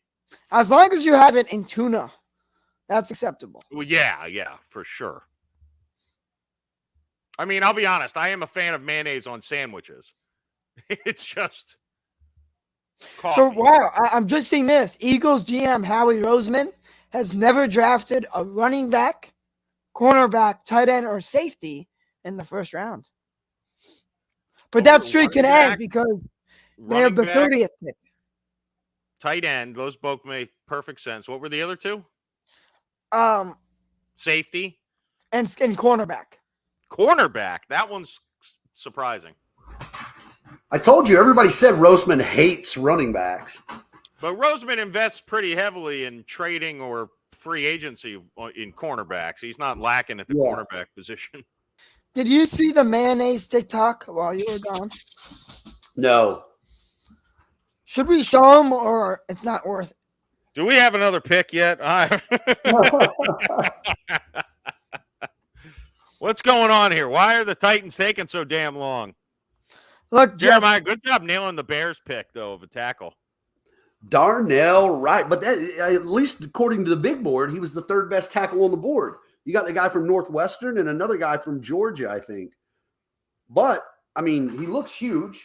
You got to do something to protect the guy. I mean, 6'5", 333, runs a 5-second 40. Look, Jeremiah. Yeah, I don't mind the offensive tackles going off the board early. I need some corners, maybe another running back to get drafted here. Our pick is in, Isaac. Oh my goodness. Give me a second. I was sharing the wrong screen. This is all I'm used for. I'm speechless.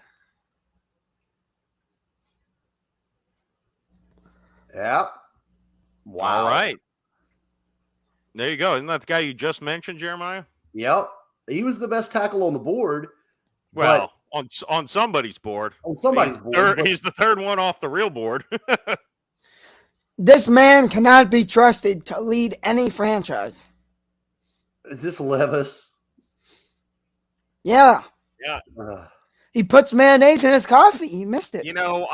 I saw somebody, and I wish I had remembered who on Twitter who said, I have a feeling Levis is going to be the Aaron Rodgers of this draft, meaning he's going to drop and drop and drop. Just starting to look at spots for him. He's not going to the Lions. I would sure assume that they're going to get someone to help right now. The Packers, I think they've made it pretty clear they're sticking with Love. The Patriots are kind of the next team, then the Commanders at 16. Then you're going to maybe the Bucks at 19. I mean, hell, if you're looking for a Florida edge here, that would be great for the Bucks, I think. Yeah, maybe the Bucks trade up. Find Baker for a year, and yeah, you could see the Bucks trade up. But how do you have? I mean, obviously, it's just rumors in that stupid Reddit post. But how do you have rumors of Levis going number 1 overall? And he's may not even make the top 15. Oh, Isaac. You know they're out there blowing false information up every reporter's butt. Because look, I had Sean Payton helm the franchise I rooted for 16 years. He was the biggest liar on the planet Earth. He would intentionally place stories out there to start shit. Whether it was him being potentially leaving the Saints to go someplace else. Funny how every time that happened, he got bumped up to a higher paying contract. I'm sure that those rumors didn't come from anywhere inside of his or his. So that's what they all do. They all lie. They all take advantage of these reporters who want to be the first. So they say, I'm hearing what was it? The Texans are in love with Levis. Mm-hmm. So what happens to I mean, I'm really trying to wrap my head around what that pick means for Tennessee.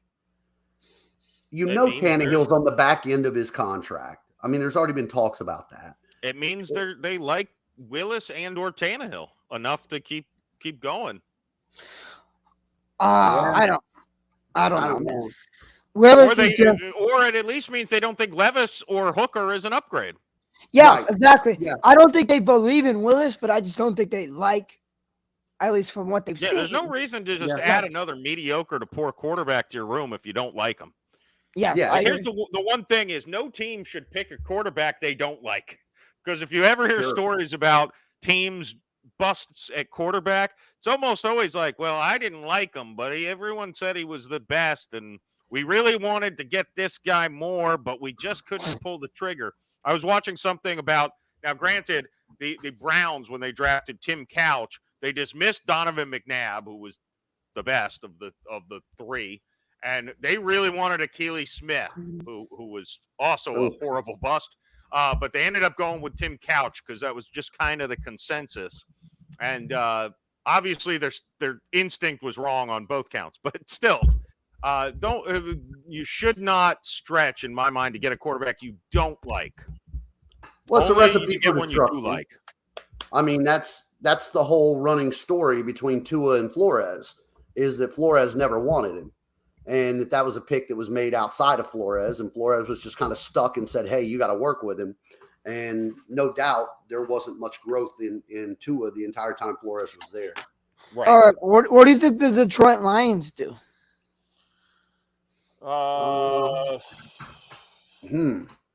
That edge rusher, and there's a corner from Oregon, Gonzalez. Yeah, that might be the guy. There was a lot. I think they're pretty desperate need at the cornerback position. And then Nolan Smith never went, right? No. The edge from Georgia. Nope. And now again, if Danny Boy wants to throw us another little wrinkle in that, you still got Broderick Jones from Georgia. You put another tackle in there with Penei Sewell, and they're really build that offensive line.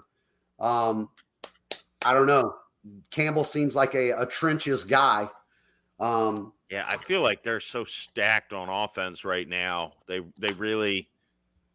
I think. I mean, I'll tell you this: looking at their depth chart, the defensive line is Aiden Hutchinson and a bunch of middle of the road to maybe kind of borderline prospects in my mind. So, but the cornerback position also certainly not strong. That would be interesting. Oh God! Off the post with an empty net. I could have stopped following the Lightning game.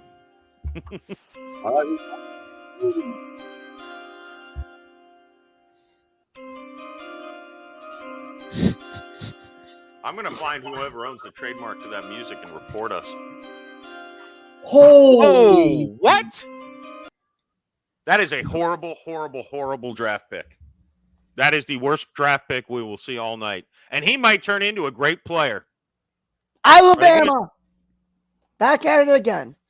Are they going to trade DeAndre Swift? Because I do not see a need to have Swift, David Montgomery, and him in your backfield. Okay, That seems like the biggest reach. And as a Saints fan, I love that a running back went off the board. But that is a moronic pick, in my opinion. Couldn't be worse.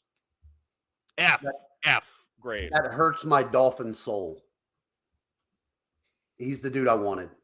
Wow. Bijan Robinson, I had no hope for, but Jamar Gibbs is a back who can take it to the house every time. But he's very DeAndre Swift. He really is. They're almost like the same guy. It's another Alabama player. What do you expect? Man. Yeah, I didn't, again, mock drafts are mock drafts, but I saw a lot of mock drafts that had him falling to 30 to Philly or not even getting picked in the first round. Yeah, I had some where he fell to Miami at 51. Right. Dan yeah. Campbell. Well, who knows how much Dan Campbell has to, in fairness, you never know. As Brian Flores can vouch, you never know how much the coach No, wait. This next pick is huge. The Packers, I bet, will take the first wide receiver off the board, and Aaron Rodgers will be pissed because the Packers finally take a quarterback. A wide they're receiver. gonna take, the tight end, Kincaid. Well, I but really they're think going to get a receiving weapon for sure. I would. And so why couldn't they with Rodgers? Well, because they had Rodgers back then. Now they have a guy who's not Aaron Rodgers. They need to put weapons around the kid.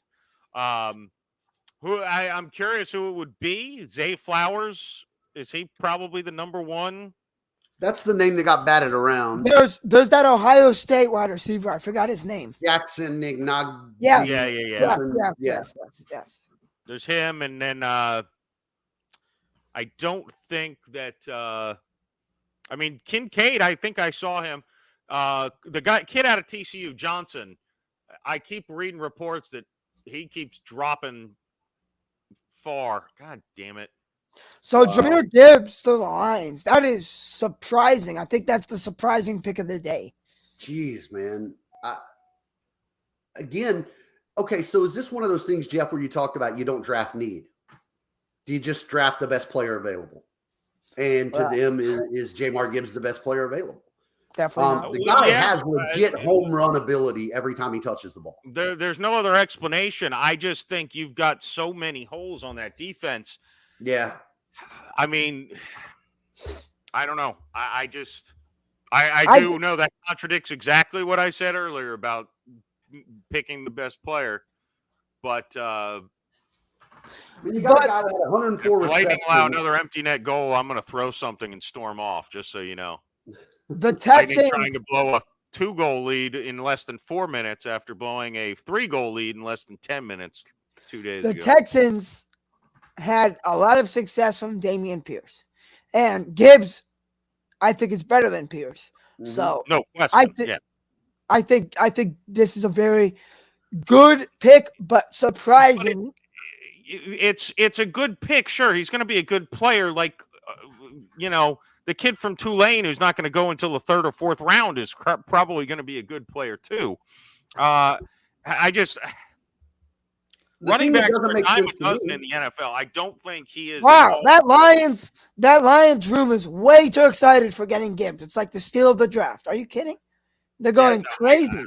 I just say, look at the depth chart. Look at all the talent on the offensive side of the ball, and look at kind of the lack of talent, at least proven talent, on the defensive side of the ball. I don't know. It's got to tell you that they have injury concerns with Swift. Yeah, right? They better trade Swift for. Yeah, I don't know what you can get for him at this point, but I don't know either. But I mean, Gibbs is that guy. I mean, you're talking about a guy who caught over 100 balls in his college career for over 1,000 yards and rushed for over 2,500. I mean, he's DeAndre Swift. I mean, that's what I looked at. Is he's an explosive guy. You got to get to the outside. You pair that with David Montgomery, and I think he's an upgrade over Swift. Yeah, I got to be devil's advocate here and point out not every player from Alabama succeeds in the NFL. Yeah. No, but the running backs have a much better. Trent Richardson, how did that work out? Right. Well, but then you go back to the. Look, I think running backs are a dime a dozen. Mark Ingram was also a first-round pick. Nobody's saying he's a Hall of Famer. He was a solid NFL running back. Good for you, but you can get a solid NFL running back in free agency still, let alone later in the draft. I just think it's a very questionable move on a team that looked to be, in my eyes, a move or two away from competing for the NFC. Not just their division, the entire conference. I'm with you on that. I just can't stand it from that perspective. It doesn't make sense. Oh wow! Aaron Rodgers, the Jets trade for this pick. Unbelievable. Wait, they just swapped this pick? They got it back? I'm just kidding. What are you talking about? I thought it was going to be Isaac saying they drafted Zay Flowers. Isaac, I'm watching the last 2 minutes of an no, elimination hockey game. Give me You a can't mess second. with me. No. This tweet is wrong. They wrote this tweet wrong. Sorry, I was reading word for word. It was just deleted, I believe. Yep, just deleted. Jeff, that is not my fault. He tweeted the Jets are selecting. That wasn't my fault. That wasn't my fault, Jeff. Come on, man. Who did he put the Jets are selecting? Because that's probably the pick. Well, he changed it. I'm trying. Isaac's taking all kinds of clickbait. Owen Wilson's and Luke Wilson's cousin. I saw the image. Get it the fuck out. We may have to kick Jeff off. All right. Let's see. Yeah, I can't look away from the screen, Isaac. You should mute me. There's 90 seconds left. No, we'll keep you on. All right, here we go. Here we go. Finally. It would be the ultimate FU to Aaron Rodgers. No. They didn't do they didn't. All right. No offensive weapon. What? Who is it, Isaac? I can't look. It's the edge from Iowa. Locust Van Ness. Van Ness, yeah. Van Ness. That's interesting. I thought the guy from Georgia still is on the board. I thought he would go first. No, they should have really said something about Rodgers and the weapons. I guess the Packers don't care who that quarterback. The Packers, remember, they do have a couple of pretty good showings from rookies last year at the receiver position. Okay, now this is actually the big pick. Do the Patriots go with a quarterback, maybe even a receiver? Get it out now. Yeah, Levis, if this isn't Levis, you got a ways to go. Jeremiah. I know. I hear it. There's 15.2 seconds left. The Lightning just took an icing. Ian Rappaport said no revenge wide receiver during Aaron Rodgers week. That would have been amazing. Packers have been investing heavily in that defense. I mean, they're gonna be a tough team to score on, I do think, this year. Oh, so who do the Patriots go with? I think they should go with the Ohio State receiver. I don't know why the Patriots speak about weapons. They haven't given Mac Jones a damn weapon for a while. I can see Zay Flowers going here. Do you not see the Ohio State receiver getting selected here? I can see Flowers, Boston College kid, staying in New England. I don't think the Patriots really give two craps about where. I'm trying to remember. Who was it? Was it Coughlin or Belichick that had a tight relationship with Boston College? So Lucas Van Ness had 11 tackles for a loss, 6.5 sacks. Pretty good. Yeah. Pretty good. Look, he played at a big-time program. Iowa produces very solid defensive players. Iowa was ranked a lot. And by the way, I watched some Iowa games. They had a terrible offense. The defense was so good. Low scoring. 7-7 entering the final quarter. It was crazy. He's an athletic, the kind of size you want to. He checks off all the boxes with the athlete score that everyone looks at. Yes! Oh, goodness. Keep it on your damn stack. Okay. Well, he is surrounded by baby. Okay, breaking news. Breaking news. Oh. The Patriots are selecting no one. They have traded with the Pittsburgh Steelers. There you go. Well, we know it's not going to be Levis, right? Not going to be Levis. Kenny Pickett. All right. What do they do here? Is it Zay Flowers? Is it tight end? But you know what I'm concerned with? The Patriots could have used this pick. All right. Well, Isaac, I think now's a good time for me to take a quick break to record my Lightning reaction video that you'll see here on FL Teams. The Lightning, again, victorious. The Rays victorious also. I expect the Saints to draft the next Lawrence Taylor, the way my night's going. So And the- I will disappear for a moment. I will be back in about 5 to 10 minutes. Sounds good. I'm going to say here they're going to go offensive tackle. Jeremiah, Patriots could have definitely used that pick. They Yeah. need weapons, but we know Bill Belichick doesn't like the draft. Yeah. I mean, well, look, he finds value and he finds people who match his system, right? So it's depending on what they get. I mean, that was a pretty decent jump, right? I mean, Pittsburgh jumped from what? They jumped from 16 or 17. So they're jumping up 3 spots. So they obviously wanted to get ahead of the Jets, the Commanders. So you got to wonder where they would see those guys going. I don't think the Jets need offensive weapons. Not really. I mean, I think they're kind of loaded in where they're at. So, maybe corner, do the Steelers draft hometown boy or the legacy, Joey Porter Jr.? I mean, look. Oh, The pick is in. I think they're going to go with Jones. I could see that. I mean, that they love some linebackers, and he's still, when you're looking at it, you got a couple of good corners on there though, man. Yeah, I'm still intrigued to see who the Patriots end up selecting because they'll be on the board soon. And Yeah. I was right. Yep, Broderick Jones. Roderick Jones. So they went tackle. Yep. Yeah. Look, I had this overwhelming and ongoing discussion, debate, argument with my friends who are Steeler fans. The Steelers are just a well-run organization. It just is. I mean, their fans can be very annoying with the terrible towels and talk about all their rings and all the other stuff. But, I mean, look, Tomlin's never had a losing season. They know when to cut bait, whether that's on guys like Plaxico back in the day or Le'Veon Bell, Antonio Brown, right? They know when not to pay and when to walk away from situations. And they constantly make solid decisions in the draft, and they build good teams. So Yeah. Logical that they would take the tackle. So now we got to get into cornerback territory or wide receivers here. I think Washington is absolutely taking a playmaker, whether that's Dalton Kincaid.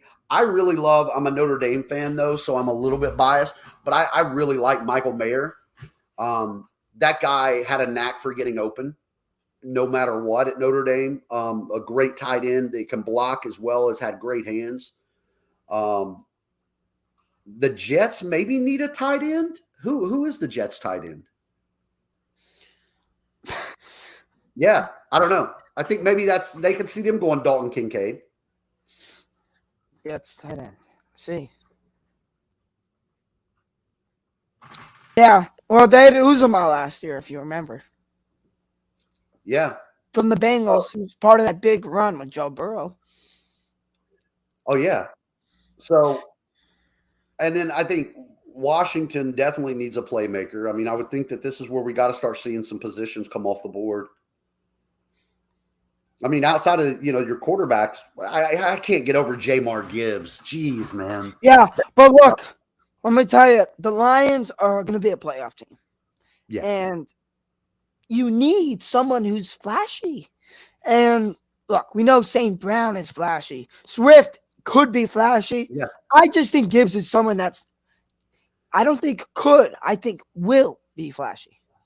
Yeah, well, I think Swift's been hurt. I mean, when he's in, he's a great, he's a great piece to that. But really, I mean, he wasn't the best back they had on the field last year. I mean, Jamal Williams is the guy who punched it in. Jamal Williams is the guy who did most of the heavy lifting for him.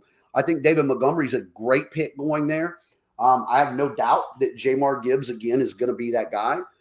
But not only does this hurt because I thought maybe there was a way the Dolphins mess around and get that, but I think that they were feigning interest in Jamar Gibbs and a couple of other guys to try to loosen up those purse strings on Dalvin Cook. I think you could tell I wanted to say this. Trade up for Will Levis, Dolphins. You just hate Tua. I can't believe it. It's awful. Like, we need a tight end. I mean, I'd love to see these tight ends keep falling. I mean, not one of them's going to get to 51, I think, is going I to. can't believe Mike Gesicki ended up in New England. Yeah. I don't understand how we couldn't figure out how to use him. I don't understand that. Because again, McDaniel or any of our coaches are defensive-minded coaches. We don't like offensive guys. Yeah. I mean, you just figure again, Gesicki is nowhere near the blocker of George Kittle. But when they talk about pure athleticism, I mean, his hands, his speed, he had easily the receiving chops of George Kittle, and you find no way to get him involved. Now, the Jets, it's interesting because if you look at the Jets that are in, obviously you have a new guy on top. Yes, Aaron Rodgers. You have Garrett Wilson. You have Brees Hall. You have Corey Davis and Alan Lazard. But those two wide receivers, maybe Garrett Wilson is, but at least Lazard and Davis, they're not big-time names. Right. I wouldn't rule out a wide receiver here, especially considering the Jets wanting to make Rodgers happy in the draft, unlike Green Bay. I could see that. Mims. Is Chris Mims? Isn't he am I thinking, is that the Jets? No? I don't know. But no, I think they do need a playmaker. Oh, Denzel Mims. Oh, he's like Denzel Mims. There you go. He's not good. So I could definitely see them, and it would make sense again for. Oh, wait. I did forget. McCole Hardman to the Jets. Never mind. No. I mean, I could see it being Kincaid here. You get him a tight end. Aaron Rodgers has always kind of had a nice safety net or a valve at tight end. I think you're onto something that the Jets want to be different in that Green Bay never gave him what they felt he should have. And I think it's perfect. We're with you. Exactly. And it's a good time to say that now before the season starts. Absolutely. So the Jets, man, look, the AFC East got really tough really fast. I mean, it was already coming together, but I mean, they have absolutely become just a beast of a division. So we'll see what comes out of that. And then I think Washington definitely still needs a playmaker, right? I mean, you've got, a couple of guys there in receiver, but I could see them definitely going off the board. I don't know where they're at corner-wise. The Jets don't need a corner. Sauce Gardner and those guys locked that up pretty good. I have to say, though, the Patriots better hope the Commanders don't grab a key offensive piece. Yeah. Isaac, you have my Game 5 reaction video delivered. So I'm sure all the Lightning fans and all the Maple Leafs fans are eager to see that one. You look very happy about it. Yeah, I'm a happy guy. What can I say? So what are we at 3-2? Yeah, it's still a long road. When you dominate 4 of the 5 games of the series and you're down 3-2, you don't feel great about yourself, but you're happy you're not dead.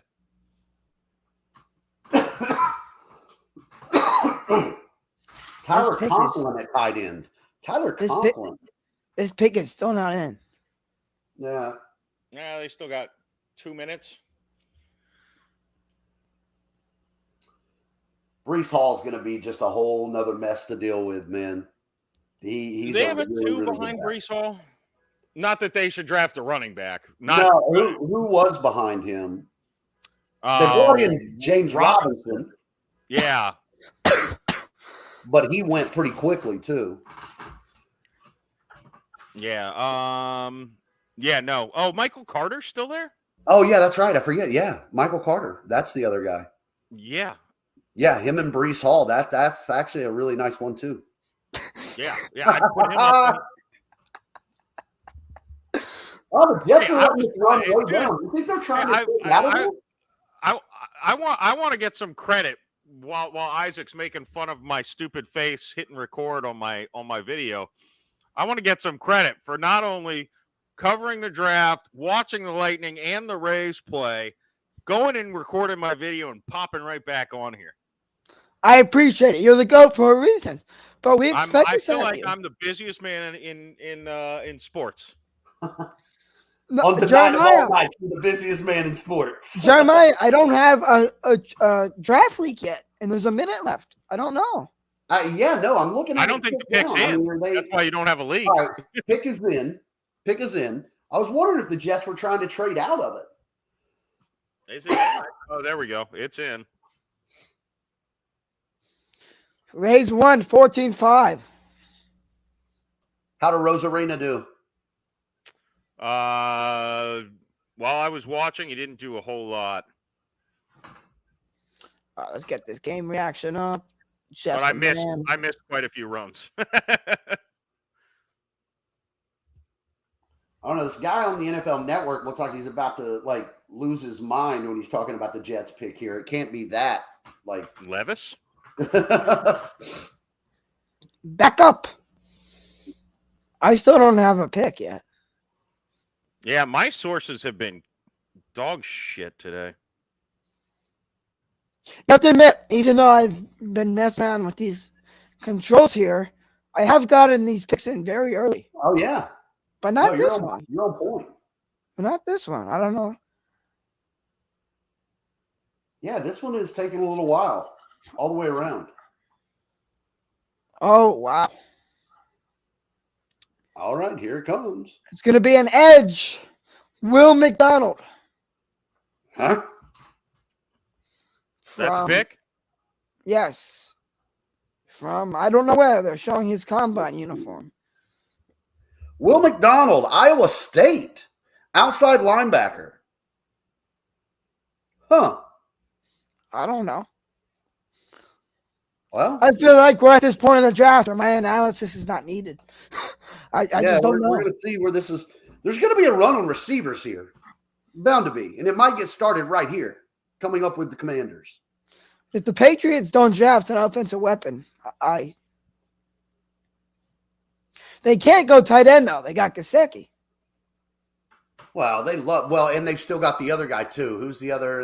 Hunter Henry? Or did he go? Yeah, Hunter Henry. Yes, He's no, still Hunter there. Henry's there. It was Johnny Smith who left. Yeah. Jonnu Smith. Yeah, he went to the Falcons.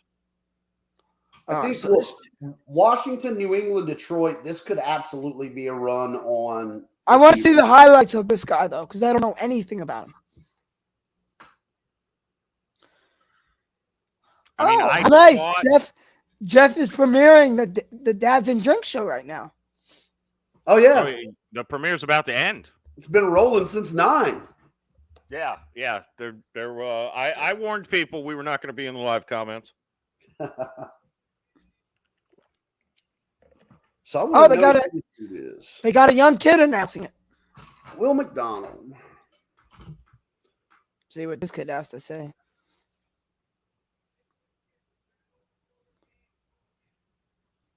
Yeah, I don't like all the edge rushers coming off the board based on my team's needs, by the way. I need some corners and some receivers to start getting drafted.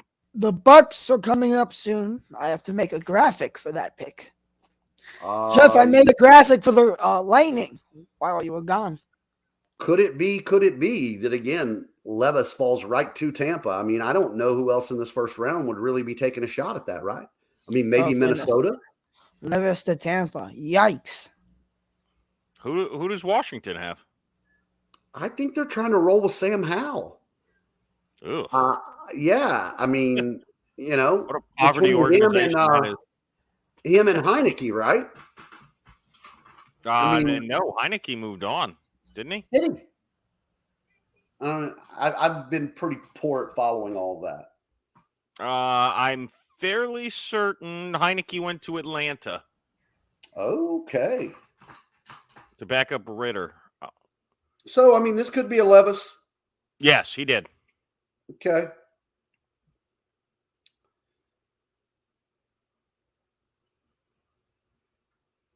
This could definitely be a Levis. Well, look, the Jets. The Jets didn't need a first round pick to feel like they won this week. So Yeah. Yeah. For what it's worth, this guy looks like he's got a nice step off the edge. It's good body Yeah. control. Yeah, I thought he was. I'll be honest. He was a guy that I saw like in the Saints bubble area, and I was not a huge fan of him. Wow. The Commanders, got this picking fast, are selecting a cornerback. Christian Gonzalez? Nope, Emmanuel Forbes. What? Let's see, he's from Mississippi State. my analysis is They are. They turned in that pick quick, huh? Yeah. You think they need playmakers, though, right? I mean, there's not been a receiver off the board, right? Nope. 2 running backs before a receiver. That's Patriots. I have to select a receiver. Yeah, Christian Gonzalez. I don't think I saw him fall out of the top 10 in like a mock draft. crazy. Yeah, he's on a dead fall, man. And I honestly, I thought Nolan Smith was. I think I've been saying his name since like pick 8. Yeah. These YouTube thumbnails are so good. These automated ones. I'm liking Oh yeah, I'm liking that tight ends are falling. how stupid did you make me look, Isaac? I'm liking that the tight ends are falling. The Dolphins definitely need an upgrade at tight end. We can't This just is- go in with Durham Smythe. That's a position that might be the deepest position in this draft, dude. And Like, I mean, the I top 2 love are still like sitting. Notre Dame's tight end. I love Love him. Laporta, I think, from Iowa. And a handful. Obviously, Kincaid is top on every board. Yeah. I think that's a great one. I'll take that all day. Very good. That's Now, 4 Detroit- fingers that you can see for the 4 wins the Lightning are going to get in the series. All right. Detroit 100% has to draft Gonzalez or the linebacker, right? You know what? I mean, forgot. They've Detroit got had to another draft first Nolan round Smith pick. or Gonzalez. We'll see. They can't go offense again. What They the can't go Patriots do. offense. There can't be a way to do that, man. There's no possible way. So you said they went. Did you say they went Emmanuel Forbes, Washington? Yeah. Yep. Yes. Okay. Corner out of Mississippi State. I want to say a live cam of Bill Belichick. No, it's his dog probably sitting in a chair somewhere. I'm curious what the Patriots are going to do because I feel like they're always the least predictable team, aren't they? Like you never know what the Patriots are going to do in the draft. No. But receiver is a must. Yeah, but they seem to just not care that they don't ever like Mac Jones. I think I said this briefly earlier. Has he had a weapon on offense? Devontae Parker. Yeah, and don't tell me Jacoby Myers. That's what I'm like. Jacoby Myers is a solid receiver. Yeah, that's not a weapon. That's a guy. I'm talking about. Sorry, I'm moving my tripod. It's a multi-purpose Macolino studio here. We got the live broadcast booth. We've got the Lightning reaction booth right over here. And then up there is where the magic happens on the FL Teams Live. Okay, so Commanders go at the cornerback. After the Patriots, Lions are up again. They just got Gibbs. Patriots always go best player available, don't they? I mean, that's kind of their thing. So I don't know. The Did Patriots everyone overrate Christian Gonzalez? The Patriots love fielding calls, though, for trades. Yeah. I can imagine that teams are calling about Gonzalez unless everything I've seen in my own eyes, just watching, granted highlight videos of him, he looks like a guy who everyone should love. I mean, he's 6'1". He's got good size. You missed it. I said to Jeremiah, The Dolphins should trade up for Levis. Oh boy. That's what I said. Starting stuff already, Isaac. We are a little more than halfway through since we only have 31 picks because one team forfeited their first round pick.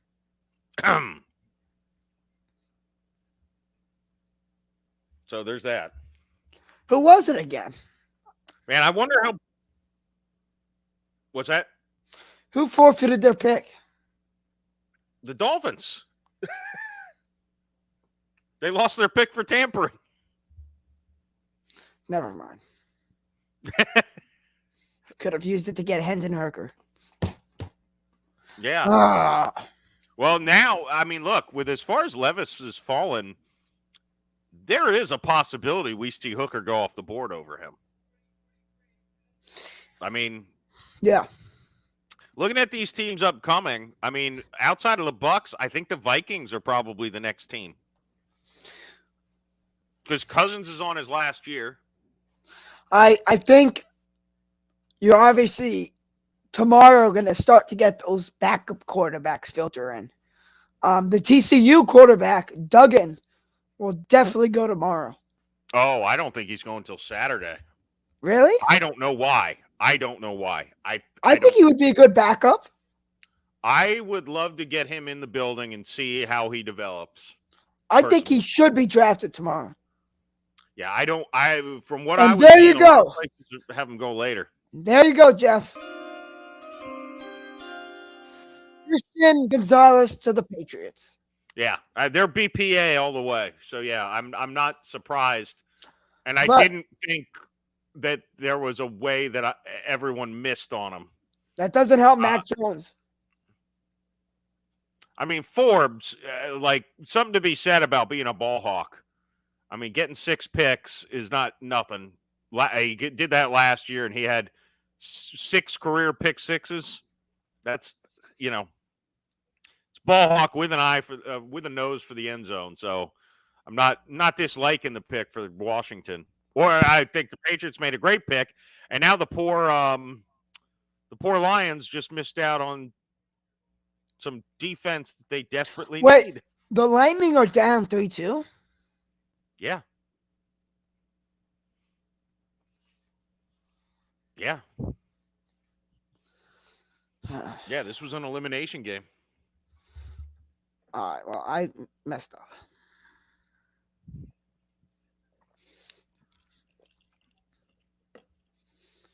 Okay. If I listened to your video, I would have known.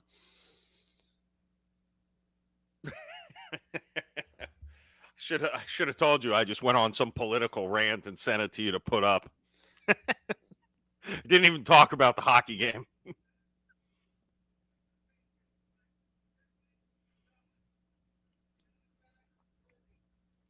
All right, Lions.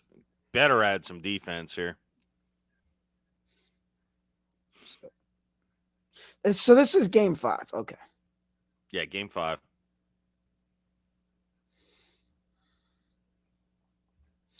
There's Christian Gonzalez.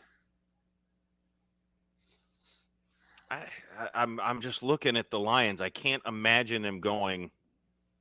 Boy, one of those 6-1. corners would have been so good for them. The only thing I'm looking at is those tight ends are there. They traded Hawkinson away, so they kind of have a hole at tight end. Might they just overload that offense? Add Dalton Kincaid to it. Dan Campbell was a tight end.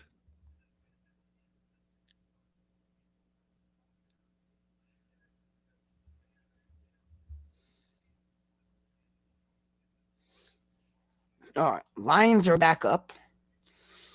Dan Campbell.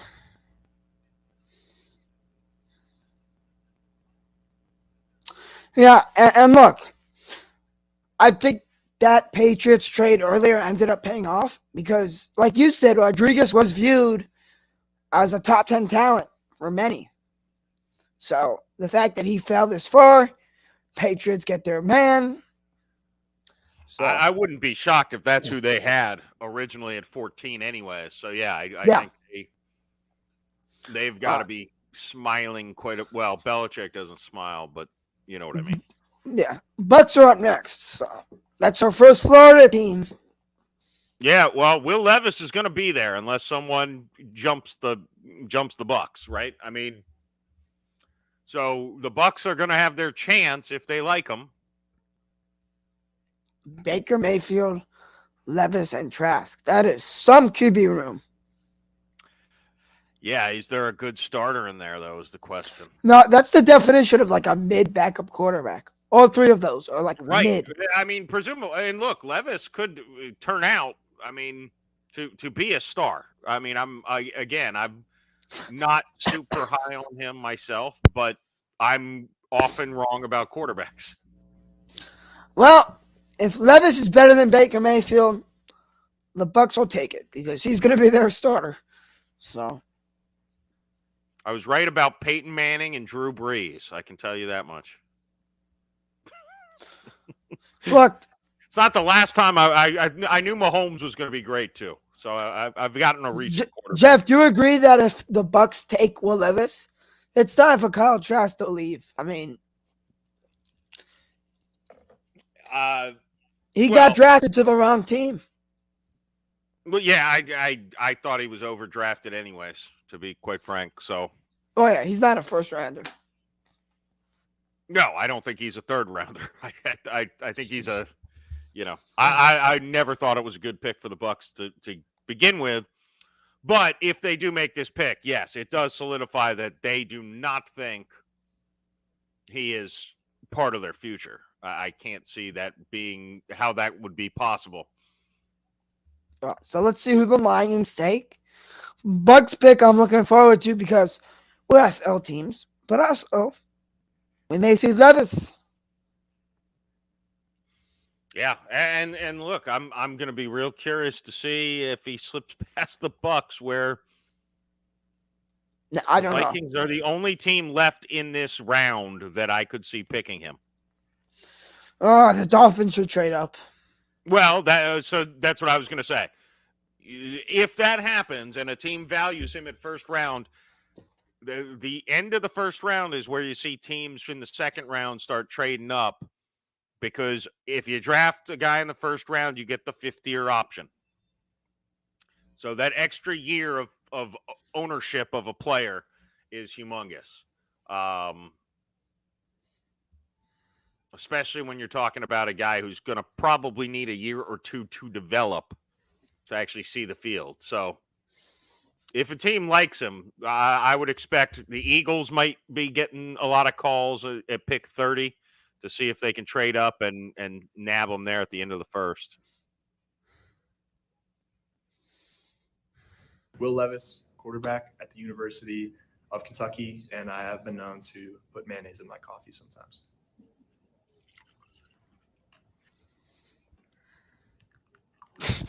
Oh, my God, that's a lot.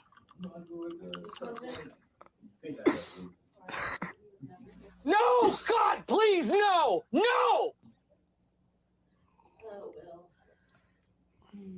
Will Levis, quarterback at the University Ah. of Kentucky, and I mean,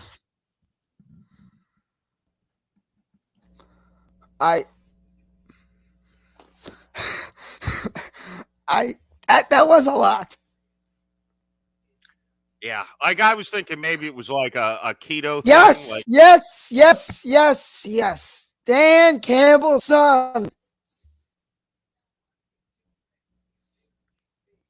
I've stopped trying on Twitter. I'm slowing down my internet too much. Is this Dan Campbell's son? Okay. Is that another Iowa player? Yeah, I believe Wow. so. Yeah, I didn't really have him as an option here in my book. They're kind of I think I'm going off a hunch here that they're going to have the lowest graded first round. They might. Let's see Mel's best available. Mel Kiper, Will Levis, Nolan Smith, Zay Flowers, yes. the guy Najigba from Ohio State, and Dalton Kincaid. Yes. He had Campbell ranked 58th in his. I mean, he's an inside linebacker, big, 6'5", 249. I guess he's replacing Anzalone. I think he was their Mike, and Anzalone's not really, a bad player. But yeah, I imagine, judging from his size, I can't claim to be an expert on his film, that he's more of a run stuffing inside linebacker. Maybe Dan Campbell just liked the last name. I don't know. I mean, I guarantee you, he went to Iowa and he was a linebacker. It's a hard-nosed kid. So I'm sure he loves the personality.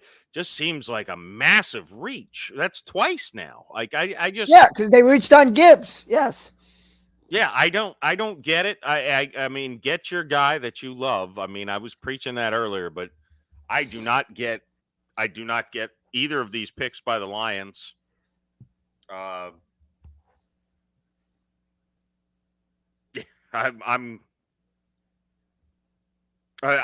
will guess tomorrow when the analysts are discussing the draft that they're going to have the Lions dead last.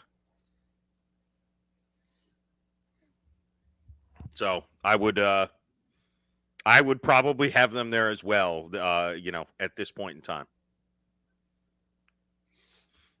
All right, let's see what the Bucks do.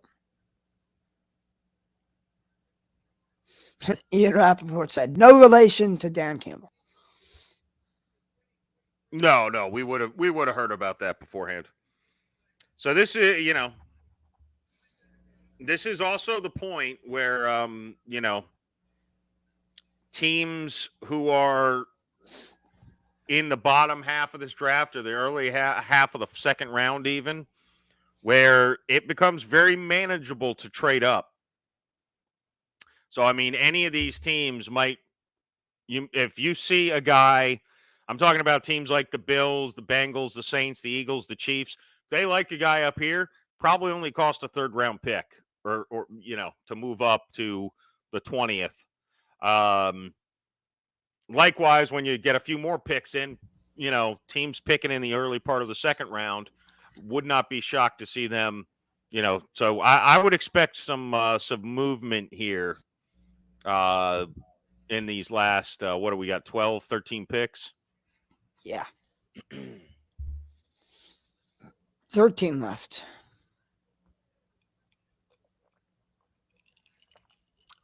We'll see if any of my Tampa people break the news here. I haven't beaten you to the punch on one single pick yet. You have to admit, I've been fast today. You've been fast. I've been a little preoccupied. According to ESPN Analytics, which I don't trust anyway, there was a 92% chance Will Levis was going to be in the top 10. Bucks pick is already in. So they like somebody. Maybe he could beat me this time. Come on.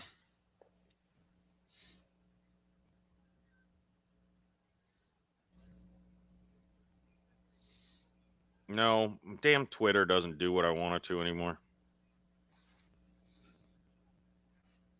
Got you. Oh, Will Levis is not selected. It's a defensive tackle. I was going to say I have a feeling with as quick as they drafted, it's not going to be Levis. It's Kalijah Kancey from UCLA. Or Pitt, sorry. Pitt. Oh, the Bucks defense is fine. Kalijah Kancey? Yeah. That's an interesting one. I'm shocked he went this high, to be honest. It's going to be an interesting pair, actually. They run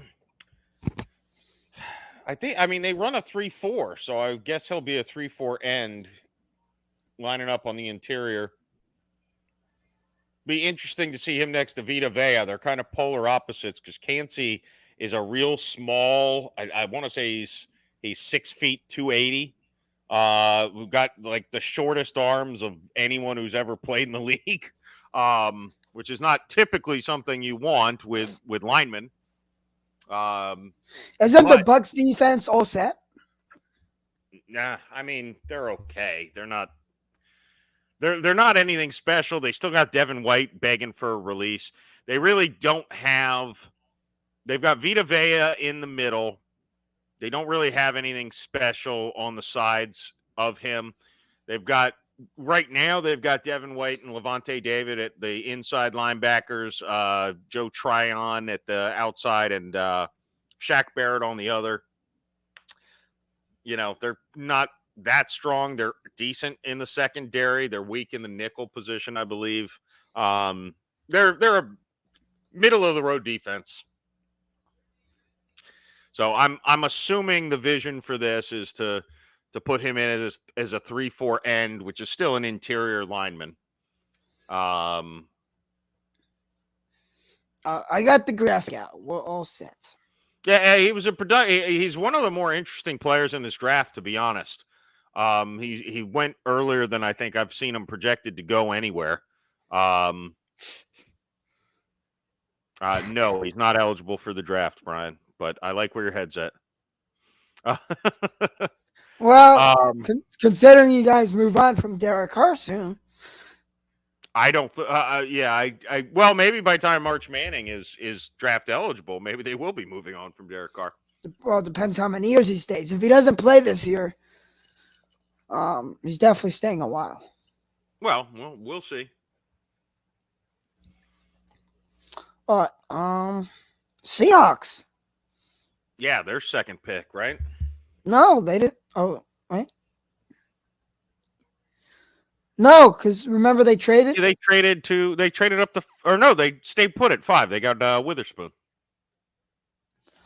Who knows? Okay, yeah, they didn't get draft Carter. Well, I know they drafted a cornerback. Who knows? Me. Would this Jeremiah be Levis? Oh, I don't. I mean, Geno's not a any kind of sure thing. But you know what the thing is? Any of these teams who draft Levis, I don't think the fans are going to be worried because Geno Smith will be the starter, Herbert will be the starter, Prescott will. Well, the Chargers, it would be absolutely idiotic to draft Levis, and the Ravens aren't going to draft Levis. Well, the Dak Prescott gets injured every single season, so. Yeah, I don't know what his contract situation is. The Giants and Jags are definitely not touching him. No, obviously. The Bills are not touching him. The Bengals aren't touching him. The Dolphins should. Whatever. I certainly don't think the Saints are going to, but I guess they're outside of the Vikings and maybe the Seahawks. They're the only team left with a pick in the first round that I could see them drafting him without it being absolutely insane, even though I would be very upset about it, to be frank. So no, I think unless he is just not well thought of across the league, like Malik Willis last year, I could see it. This is where if you see a team trade up that isn't set at quarterback, that's decent chance that's what the pick is. Wow. And it's interesting because I saw a lot of heat lately that Hendon Hooker was getting his way in the back end of the first round. Again, I already said I would have ranked him ahead of Levis on my rankings personally. Your guy, Christian Gonzalez, according to ESPN, had less than a 1% chance to be available at 17. Oh, well, that's just silly.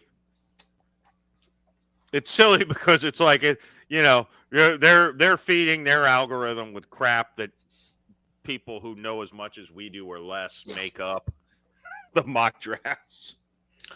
Do you expect any trades for the rest of this draft? First round, I mean. Yes, I definitely expect trades. I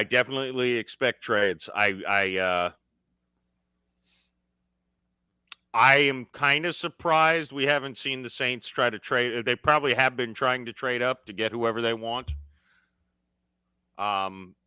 There's a fun stat with them is that the last 20 times they've made a draft day trade, it has all 20 times been to trade up. They don't trade back. So they target their guy and they go get him. But there's also a few solid choices still at their areas of need. So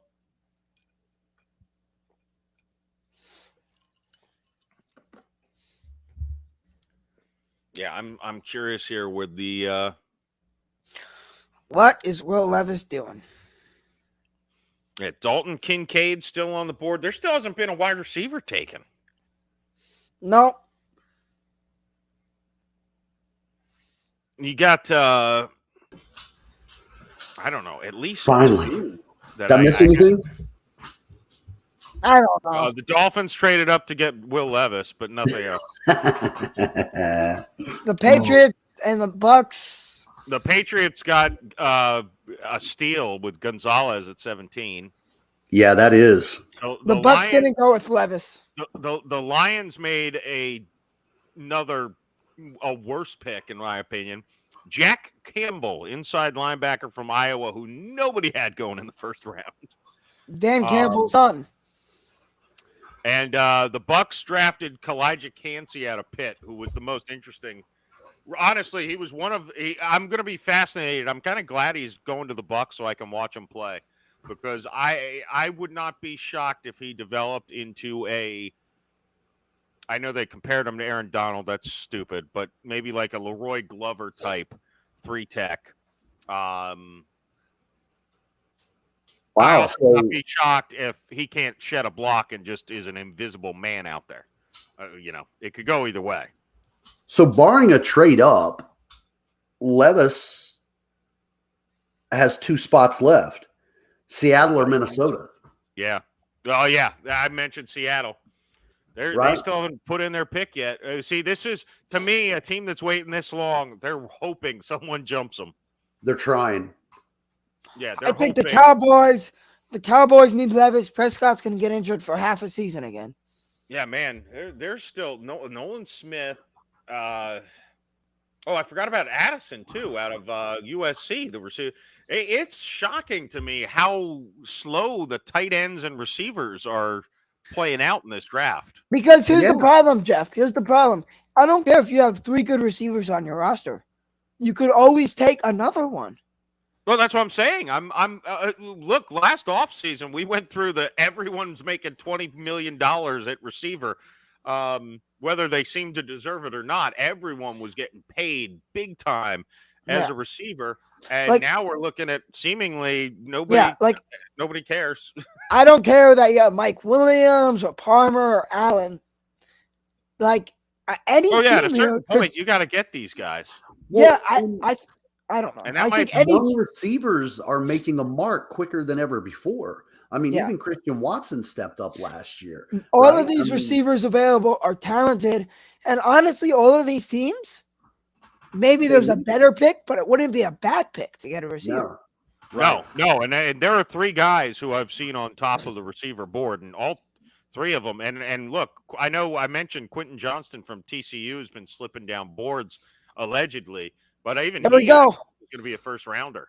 Pick is in. The Seahawks draft the first receiver of the day from Ohio State, Oh, Jackson Smith Najigba.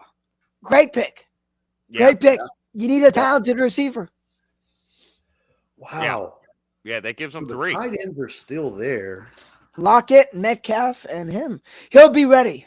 Game 1. Oh, He'll be yeah. home. Yeah. He's a day 1 starter in the league. Ohio State's a wide receiver factory, man. And guess what? Zay Flowers is also a day 1 starter. Yeah. And Kincaid. And I think So- Jordan Addison is, I think, ready to contribute from day 1, too. And, yeah, Kincaid, I think, is also. And I also think Michael Mayer from Notre Dame, the Yeah. other tight end who should go. And I also think Will Levis. Just kidding. Yeah. Mayer's a playmaker. Yeah, nobody thinks that, apparently. Mayer's a playmaker. I'm really surprised. I don't know. Maybe I need to read more about him. I don't know what I guess he's a little undersized is really what his He feels like a Baltimore Raven to me. The Ravens do this almost every year, right? They did it with That's Kyle a good Hamilton. fit right there. That's a great they- fit. Right. That the Ravens always grab a defensive player who slides further than they should and can come in and make plays. And they can definitely use some help with the linebacker. You got to wonder if Dalton Kincaid or Michael Mayer may come off the board here with San Diego. San Diego, I think Gerald. I don't even know if Gerald Everett's still there, but I think he's a fine tight end. But these guys are game changing weapons. Look, Mayer's played with subpar quarterbacking at Notre Dame his entire time there, and that guy made more big catches. He just finds a way to get open and understands where the sticks are. And Notre Dame runs the ball, so he's a hell of a blocker. That's what I was a blocker. He's the most complete tight end I think I can think of in the draft for a while. Yeah, as far as he's going to be able to come in, block, and be your number one receiving tight end day one very quickly. I'm high on him. Yeah. So I guess Levis again, barring a trade up, you got Minnesota at 24. So if anybody's going to jump them, you'd think it's the next two picks. Yeah, I told Isaac the only other team in the first round that I could see have any chance of taking him outside of the Vikings is the Saints, and I wouldn't be happy about that. But that's the only other team that I could see saying we had a high enough grade on him. We got Carr. Carr's contract's kind of meant to self-destruct after 3 years, I think, anyways. So. Yeah, because if you look down this, you're looking at Justin Herbert, Lamar Jackson, Trevor Lawrence, Daniel Jones, Dak, Josh Allen, Burrow, Carr, right? Hurts, Mahomes. Yeah, there's not a The only place you can look is Cousins, and that's he's on his last year. Right, he's in the last year, and Cousins is Cousins. I don't think him being re-signed is a sure thing, and really there is still that chance that Minnesota is kind of going to blow it up. Thielen's already gone. Mm-hmm. There's all kinds of talk that Dalvin Cook, something's going to happen. I mean, I'm trying to speak it into existence in Miami because I would. Oh, you're trying hard, right? Too bad the Dolphins forfeited their first round pick this year. But I mean, I could see them easily, just moving. I mean, they could blow this whole thing up. Yeah, that would suck for Justin Jefferson. I think you're spot on. I don't see a bright future in Minnesota at all. I'm pretty. I was down on them all last year when they were winning games somehow. I mean, I don't think they've gotten better. Of all the teams in that division, Detroit's in the best situation right now. Yeah, until the draft, I would have said so. I am so stunned at their draft. I don't get it. I don't think drafting an inside linebacker is the worst thing. I don't know that it's necessary in the first round as early as they did in the way football's played nowadays. I mean, you better be drafting a Bobby Wagner, Demario Davis, Fred Warner type in their prime, and I don't. Especially when you still have playmakers in the secondary. And again, we understand and know that that's where this league is trending and going toward. To pass over, Joey Porter Jr. and to bring in, an inside linebacker, it just doesn't, unless I guess they're thinking, look, they're in a run-heavy division. Right? I mean, Detroit's going to run the ball a lot. Yeah. Chicago's going to run the ball a lot. Green Bay has no choice but to run the ball a lot. So, I mean, maybe that's the thought process with Detroit. Yeah, I'd be interested to see like Campbell's 40 time. It could be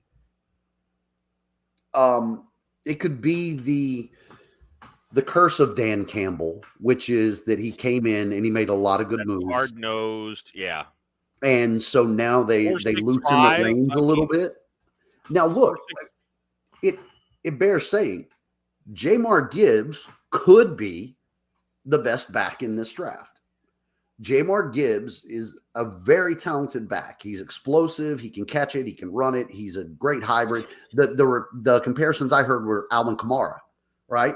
I mean, if you get an Alvin Kamara, but still, that's just such a reach when you have so many more needs. My thing is this.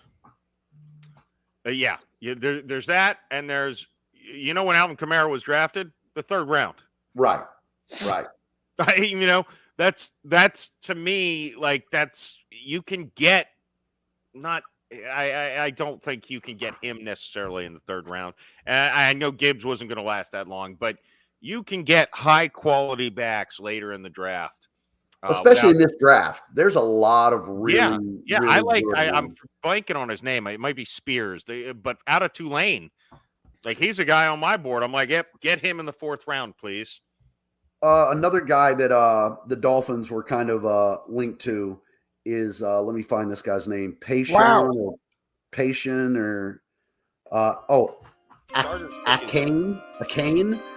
out of Texas A&M. It is a run of wide receivers, but it's not one we expected to go this early, let alone today. From, I don't know if it's TCU, but Quentin Johnston.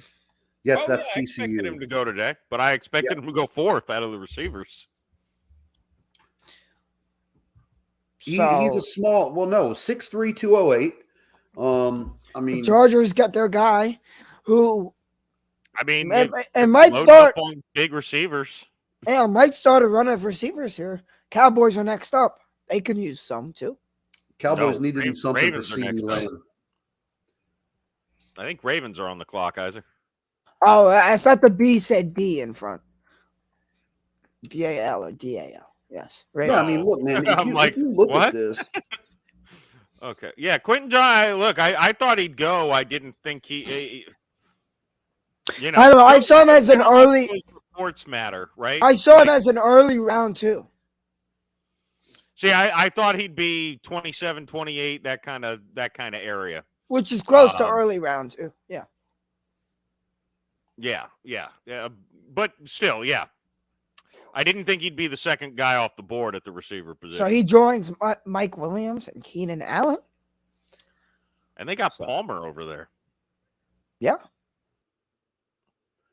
Yeah, there's still a lot of good backs. I'm just looking through it. From Zach Charbonnet or Charbonnet, whatever, Kendra Miller, Devin Akin, Roshan Johnson, Tank Bigsley. There's still a lot of good backs, and that's before we get down to your guy from Tulane, the Tyler Spear. There's plenty. I don't understand their philosophy.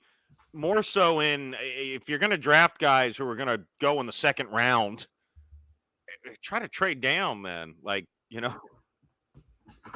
Maybe I'm dead wrong. Again, it's one of those things where in 5 years I could look like the biggest idiot on the planet when Spears is the next Barry Sanders and Campbell's the next, I don't know, Fred Warner. So I'm not. An idiot. Look, I'm not paying attention to the volume on the draft, but I have a couple of buddies texting me saying something about connecting Levis to the Dolphins.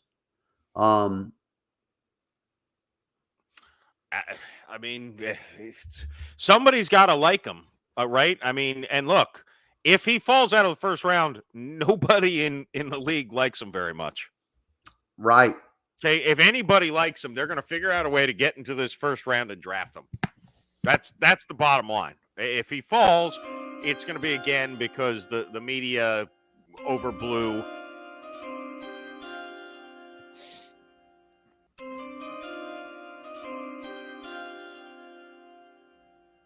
Oh, Isaac, I'm not even looking at this screen, Isaac. You bringing the mail? Oh, did we get a pick? Vegan, get that shit out of here. Will Levis. I don't know. I'm joking.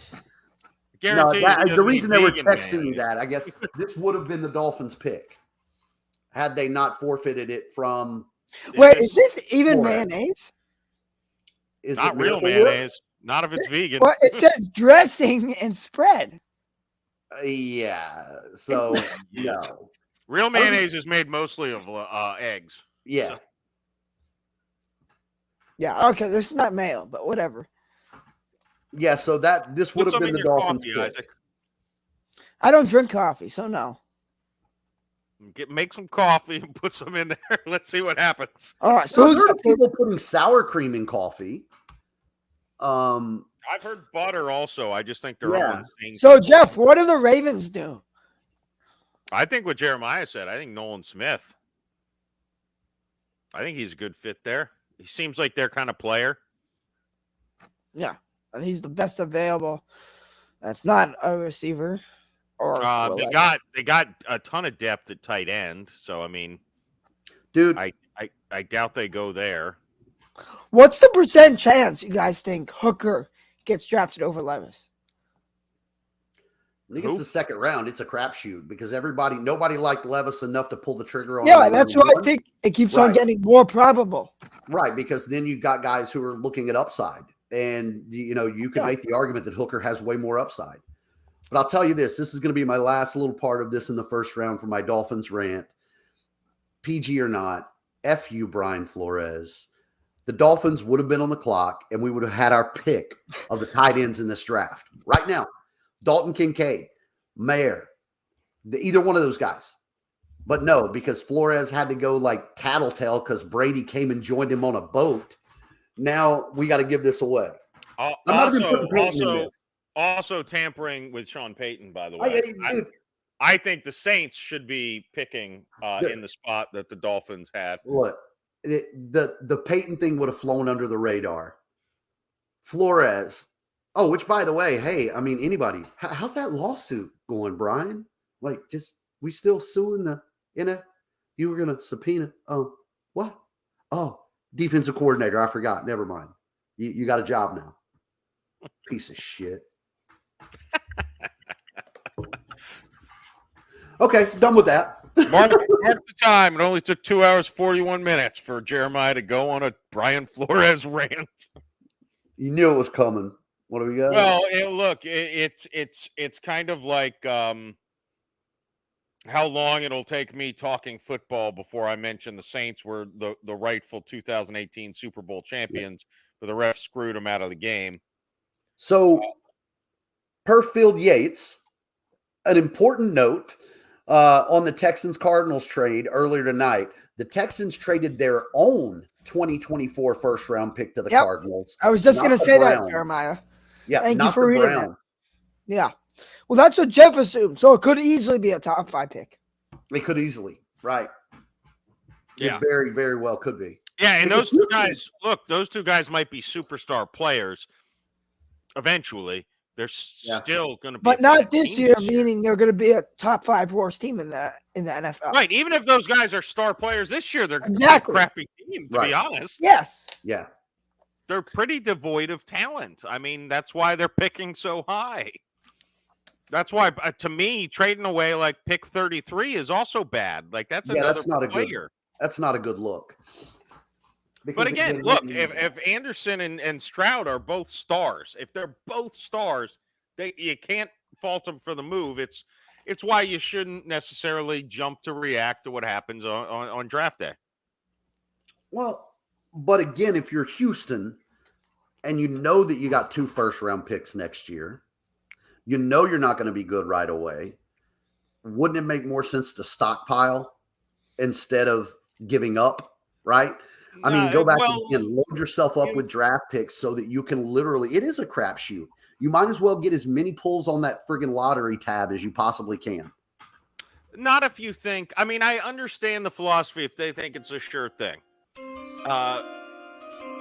It's one of those things. I'll give you a comparison shortly, but I think we've got the Ravens pick. Yep. 3rd straight wide receiver taken. Wow. From Boston College, Zay Flowers. Zay Flowers. Okay. Well, there's a weapon for Lamar. Well, all of a sudden, you got to wonder what that also means. There was rumors flying around about DeAndre Hopkins, right? Getting traded to Baltimore. So I don't think that's coming. I saw a quote on Twitter, so you know how accurate that's going to be, that said that the Cardinals GM said they did not believe that they were going to trade Hopkins. I would think if the Ravens were seriously in any consideration for Hopkins, they wouldn't be drafting Zay Flowers here. No. But you know what? The Ravens again. I'm happy about this. I want Beckham to be healthy. because one of the things that I think come up, and we said it earlier, and it's an argument that's made many, is Lamar Jackson hasn't had weapons. Yep. Okay, if J.K. Dobbins is healthy for the season, Mark Andrews, Odell Beckham, Zay Flowers, right? I mean, all of a sudden, you've got talent. You're not devoid of talent in Baltimore. But what kind of offense can you run with it? Read options. No excuses. None, exactly. What I was going to say earlier, Jeremiah, is there is some value to. So people were crapping on the Saints earlier this season, and the Saints were surprisingly worse than expected this year. But they traded this year's first-round pick to the Eagles for a first-round pick last year, and they did some more finagling, so you can't really say which pick it was for, Olave or Trevor Penning. But the Saints' argument is, we want those guys in our building. We would have happily taken them with the first-round pick this year. We got them a year early in our building instead of getting who knows what a year later. So I understand from that perspective with the Texans. First off, I mean, I was going to say you never know if maybe they surprise and maybe their pick's not a top 5 pick or a top 10 pick. In which case they look like a genius for getting Will Anderson instead of picking 13th next year with their pick. Obviously, they still have the Browns pick either way. So, guys, this is Will Levis's last chance. It looks like it for the first round. It's not his last chance, but unless somebody comes up.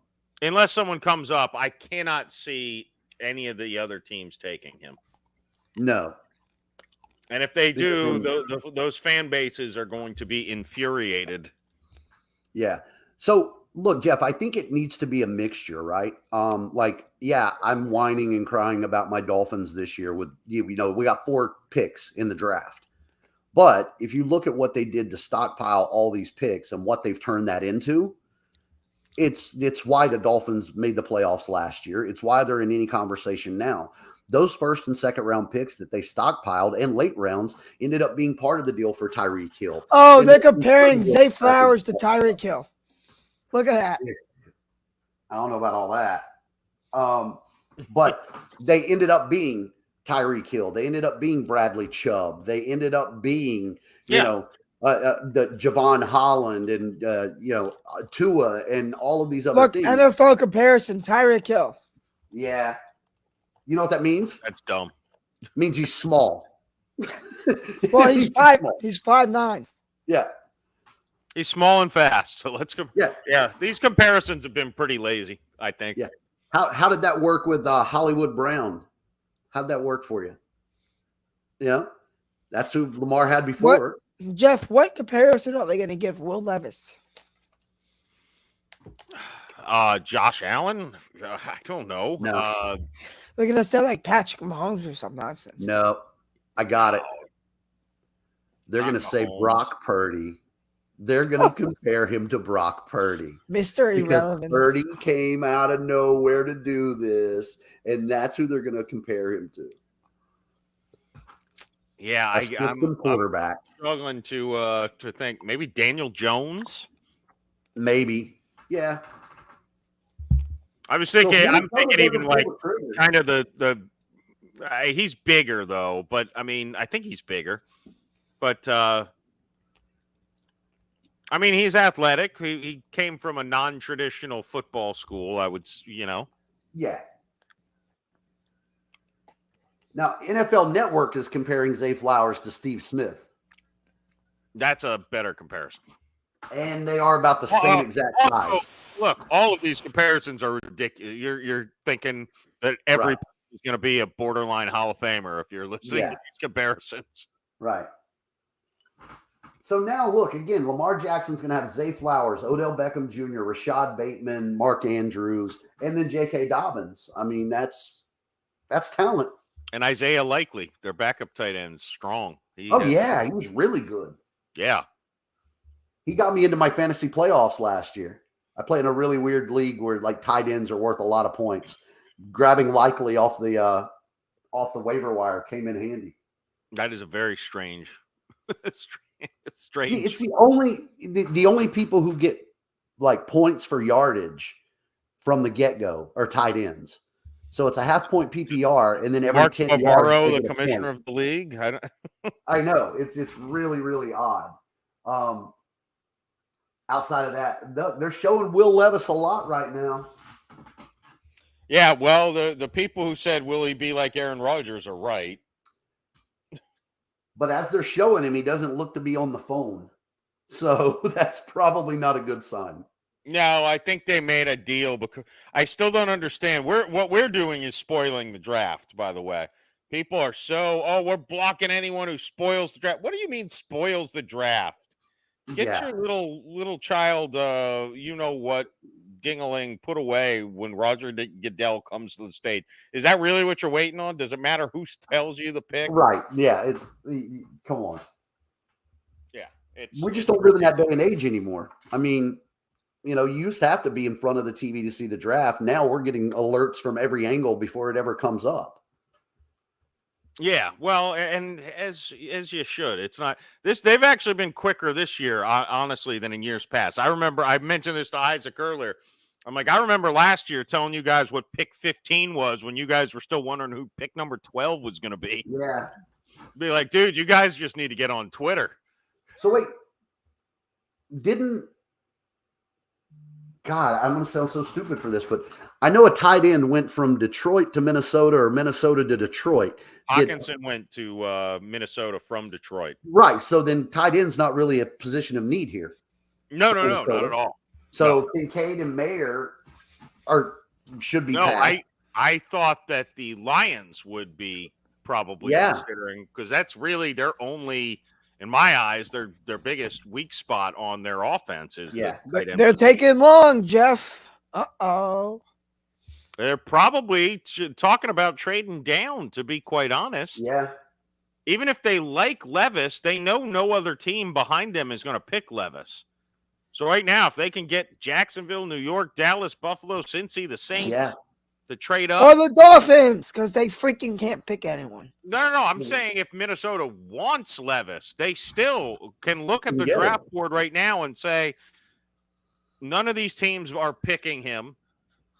Well, they could get him early. We want to get, add a fourth round. Right now, they could get a third or fourth round pick from some of these teams to move up from, range 28 to probably 34. They'd probably get a third round pick. Look, the next time that you're going to see this come up, right? If it doesn't happen in Minnesota with nobody moving up, Arizona picks second in the second round. Detroit picks third. And then after that, you're right back into teams who aren't going after a quarterback, or they've already passed them by. Well, neither of those teams are going after a quarterback either. Right. Would you say Arizona and Detroit? Well, I mean, I could see Detroit looking for a little bit of insurance off of Goff. Goff had a hell of a year last year. They've already had two chances, and they didn't mind drafting guys who weren't going to go until the second round, quite possibly, Right, and then you've got the real quarterback needy teams already got their guy. Yeah. I mean, wow. I think. Wow. What do you got, Isaac? A fourth wide receiver in a row. The fourth wide receiver on the day. Addison? Yep, you got it from USC. Jordan Addison. All right. Well, those are the four receivers I thought would go in the first, so they're all gone. I'm surprised they took long to decide that. If they knew they were going wide receiver, he's the easy choice. They probably were trying to trade down. I mean, I don't think Jacksonville's going receiver, are they? The Giants might go receiver though. Well, I don't think Jeff, now they would. Jeff, StreamYard added headlines. You see under my I mean, is there a legit possibility? See where it says founder of FL teams? Oh, I do see that. Hey, is it a real possibility that at this point Levis could fall past the second round? Past the second? No, not past the second. I don't think so. The true quarterback needy teams already would have already got him. I don't know. But and they filled their spots. I mean, if we talk about it now, who could be on that boat? Seattle still didn't have maybe. Malik Willis falling out of the first round, let alone almost out of the third round last year. Right. So Seattle maybe just as a safety valve for Geno. Tennessee is still a possibility. Where are we going after that? I mean, legitimately, The Raiders. The Jaguars are The up Raiders. next. Right, the Raiders. But after that, I mean, you're pretty like everybody's filled their need. So, but hey, I am a big fan of the if you're a quarterback needy team, I'm a big fan of draft 2 of them. I've only seen it happen once, but it worked like a charm. Yeah. Whenever the Redskins drafted Griffin RG3 and yeah. Kirk Cousins in the same draft. Oh, trade. Jacksonville Jaguars, FL teams. New York Giants making their first pick of the night. Oh, just a swap, huh? Yeah, that's a weird. Oh, yeah, That's back to interesting. back. They have back to back. So that means they traded a. Well, let's see. But You're saying Well, they what? traded another pick, or they just swapped 24 and 25? well, it says the Giants are on the clock, so I assume. Or the Giants could have back to back. Don't assume that the Jaguars are swapping. No, I mean, Oh, they are. All right. okay. 24 for 25. The Giants must Weird. want somebody that another team was trying to trade up for. Wait, what? What does this mean? This is Then- just like earlier in the draft where the Eagles moved up one spot. Somebody was calling about someone. Wait. Was a 24 traded for 3 picks or no? That's just Yeah, 24 for- they gave up the 25, 160, 240, and Yeah. So they traded what, a 5th and a 7th for it? yeah. that could pay off if you find a hidden gem because you're only moving back one Yeah, spot. no, I would bet it's almost identical to earlier in this draft when somebody was probably calling the Bears about trading up for Jalen Carter, and they said, we don't want to go down to whatever, 15, 20, whatever that team is picking. So they called the Eagles and said, hey, is this who you want? Because let's just swap. Give us a little something so we feel good. Is this where the first tight end comes off the board? Uh, Kincaid is still there. That wouldn't shock me if a team was just trying to jump over. If someone else is trying to trade up, but the Jags don't want to fall far down. I can't imagine who else they'd be moving up for at this point, right? No, Still not Nolan really Smith, me maybe? either. But unless the only thing I can think is if the Cowboys were calling Jacksonville, because the Cowboys need a tight end, don't they? Yeah. Yeah. I mean, don't they have Dalton Schultz, but they could use a No, tight no, end. I think he's gone. Oh, Isn't Dalton Schultz gone? dude, I I've can't been remember so where bad it at went, though. following. Someone help me. We're gonna find out. Hang on. Let's go to Dallas.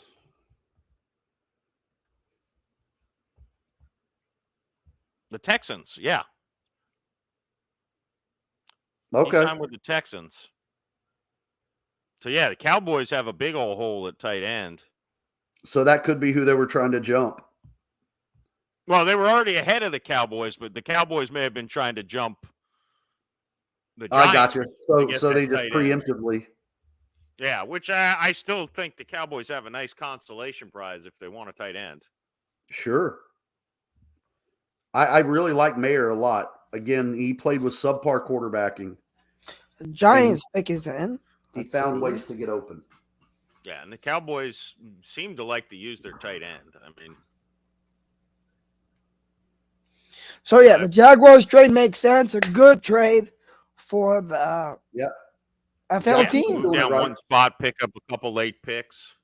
Okay, so Dude, it's amazing how quickly things can turn in the NFL, right? Jacksonville, over the course of like 2 to 3 drafts, have really just by hitting more than they're missing, right? You've got a solid core of young talent. Same with Miami. I mean, all the way back to the Christian Wilkins, right? Like, I mean, just you hit on enough of those picks, and it can really just change the trajectory. Well, look, you get another high draft pick to add to their young talent during the season last year.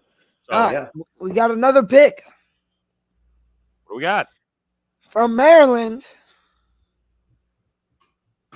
I'm trying to see if Jeff has guessed correctly a few times. The Can you guess? cornerback, Yes. right?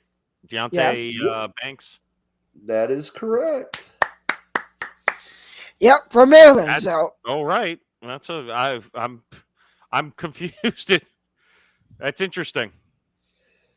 So I'm the confused at what Jaguars. motivated them to make that pick swap there.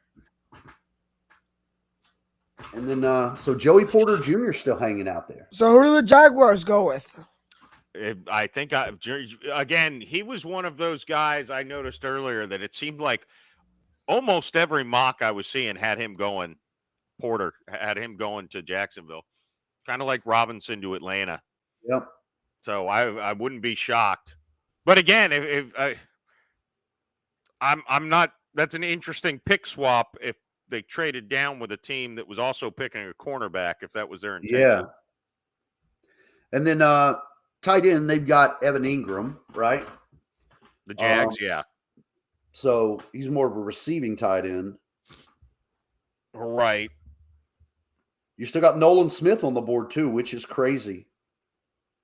I mean, I think that one's still a little bit. Yeah, which could be interesting to put him kind of on the other side of Walker. Yeah. I'm not sure if he really fits their defense offhand. Trying to remember if I can think of their scheme.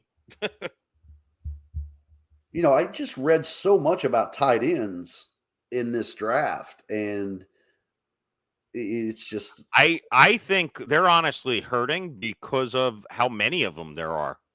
Yeah. I mean, you got Kincaid and Mayer, who I think most people thought was going in the first. You got the guy I love is Laporta out of Iowa, but you've got Darnell Washington out of Georgia. Oh yeah, he's another apparently athletic freak. I mean, yeah, and his combine was off the from chart. Oregon State, I want to say. Luke Musgrave, that's him. Yeah, there's a bunch of them in there. And there's another kid from Tucker small Kraft school. they talked about out of Tucker South Kraft, Dakota. yes. And a guy named Strange from Penn State. Yeah, there's a lot of And them also, there, there's man. a guy out of Miami who I had some. He's Will kinda, Mallory. Yes, that's it. I'm 99% sure that's who I'm thinking of. I'm fading late in the night with my name recall, but yeah, no, there's a lot of quality tight ends out there. So I think that's why we're seeing so many of them continue to still hanging there. Yeah, because they're not worried about getting the best one because there's still so many quality ones. Just All right, Nick Isaac. Nope. You're just making noise. Trade. No. Yes, another trade for the Jaguars. Another trade down. The Bills. The now Bills. on the clock. Yep. Oh, I almost beat you to that one because you took too long. Hey Jeff, I'm not fooling around with this draft music anymore. We're getting trades. That was a stupid question, by the way. I asked you, do you think we're getting any more trades? So, Yeah. okay, where are the Bills going?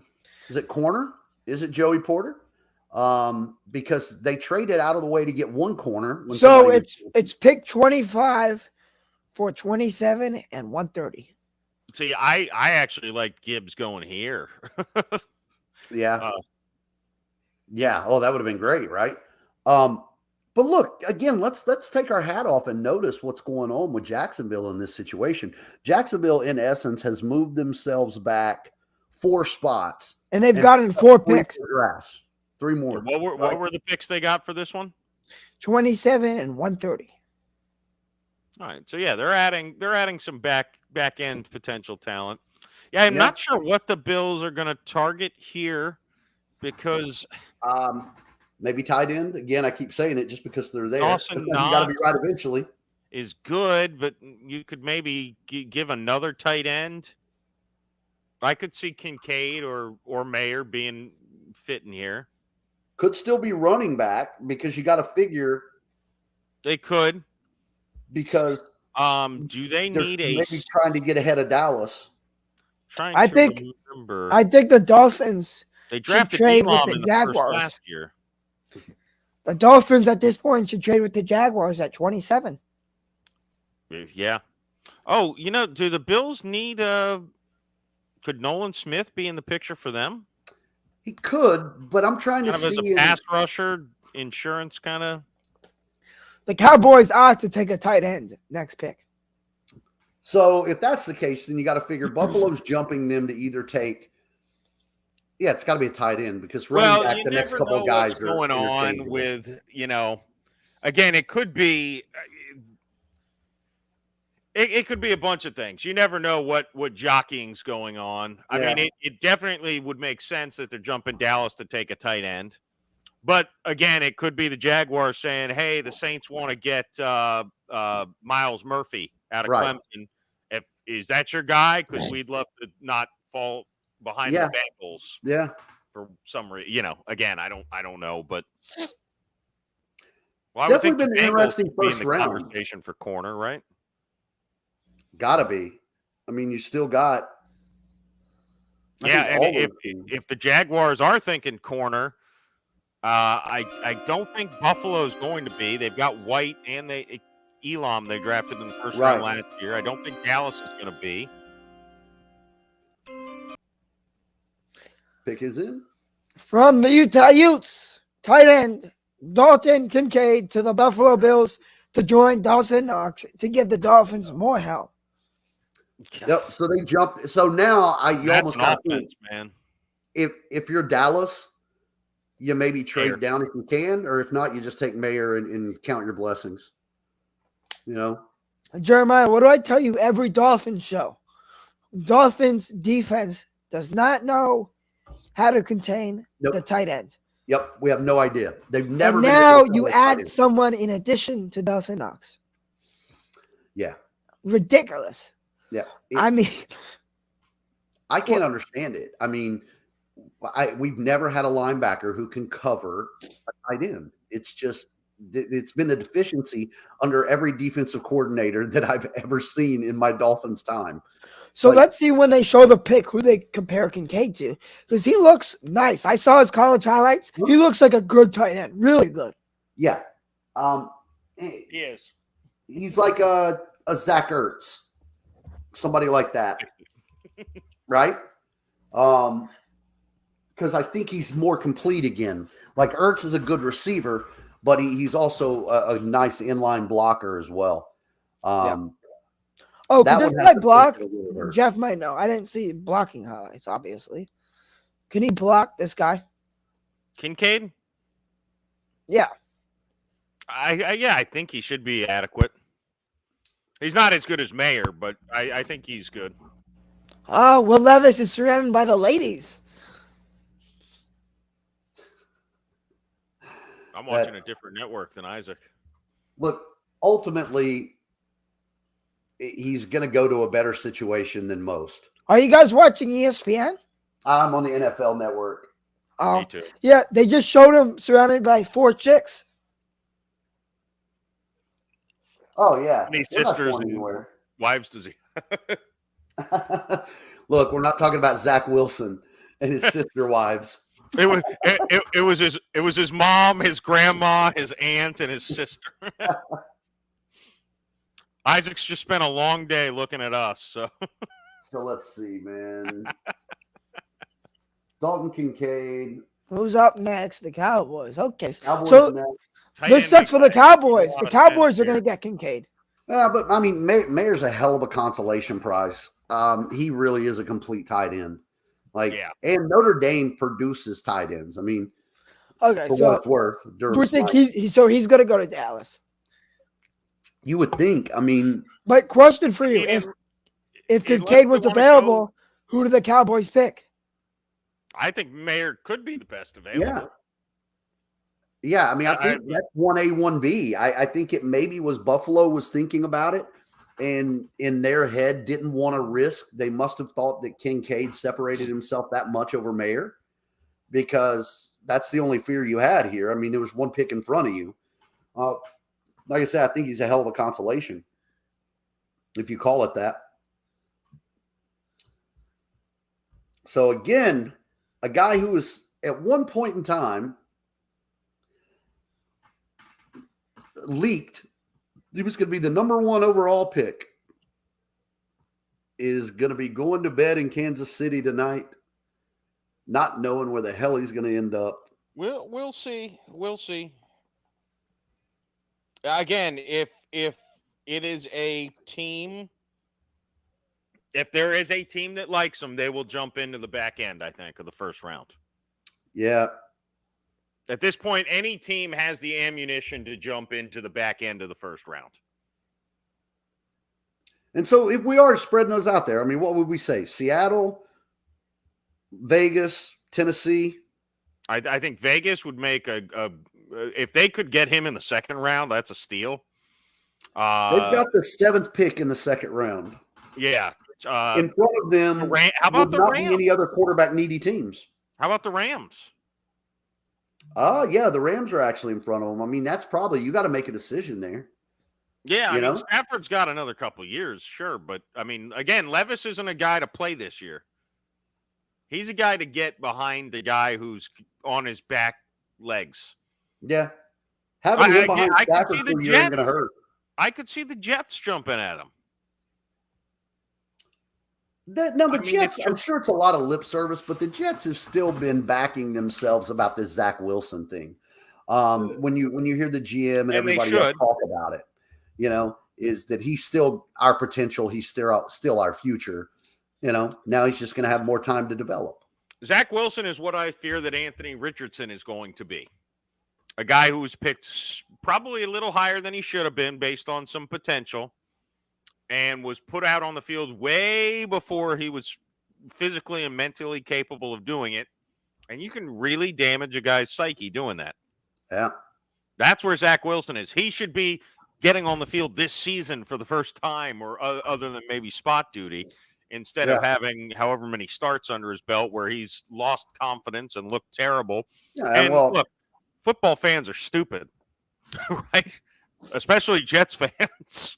Oh, yeah.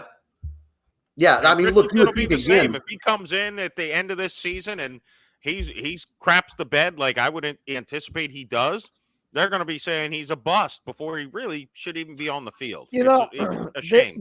This sucks for the Bengals. I think the Bengals could have used these 2 tight ends. Oh, well, look, if it gets past Dallas, then Cincinnati's right there in that spot for it. And they still have, there's still tight ends that I don't think are bad consolation prizes at all. Some of which I've seen mocked in the first round. Darnell Washington, I know I saw a mock that had Laporta going to the Saints in the first round. So, I mean, if you like a tight end, you love a tight end, go get him. If you haven't, Isaac, for our Dolphin fandom, I looked at a couple of positions through everything, and it was running back and tight end. Darnell Washington, that dude he's just a combine beast. He put up numbers that, he's an athletic freak. I wonder if that was a live look into Dallas's locker room we just saw. Because it sure looked like they were still talking and the clock's still ticking. Where we at? Are you playing something, Isaac? No, my high school got walked off by an Appalachian State commit. Just saying. Somebody committed to App State. It's a beautiful school. They have a good broadcasting program too.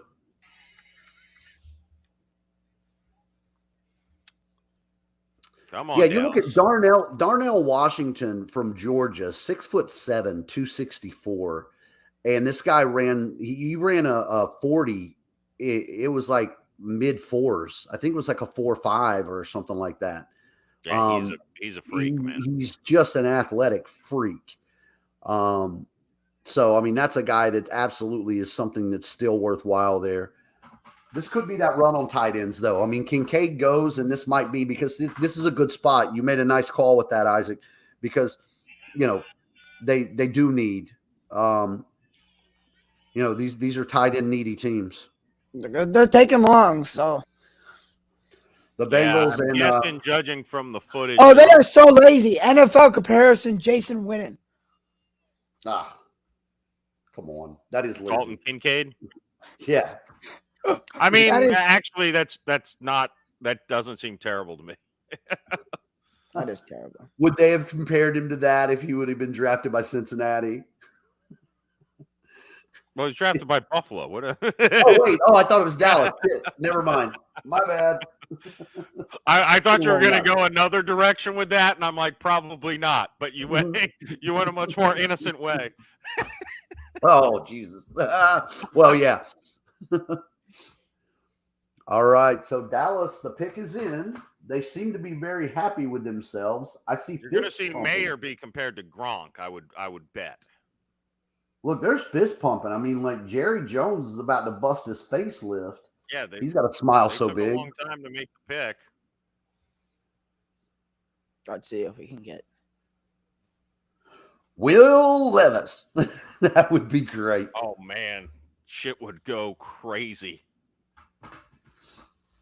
I mean, hey, if they like him, what's the Dax contract situation? Yeah. Start rumors after the pick's in, because that's good. We only have a couple minutes to fuel the fire. Yeah, better get that thing stoked.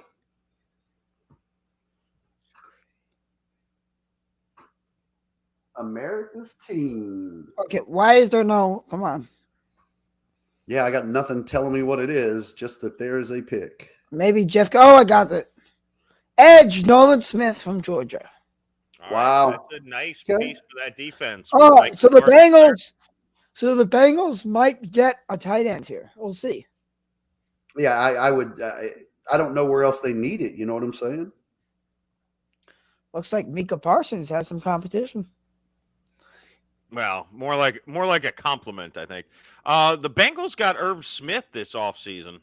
I mean, he was a first-round pick from Minnesota. Yeah. I don't know if I love their corners. No, I think they need help there. Absolutely. Um, Toasty's not there anymore, right? we got Jacksonville next on the clock, though. We're starting to skip teams. We got Jacksonville. All right. Here's the Joey Porter pick, which would have made sense for the Bengals.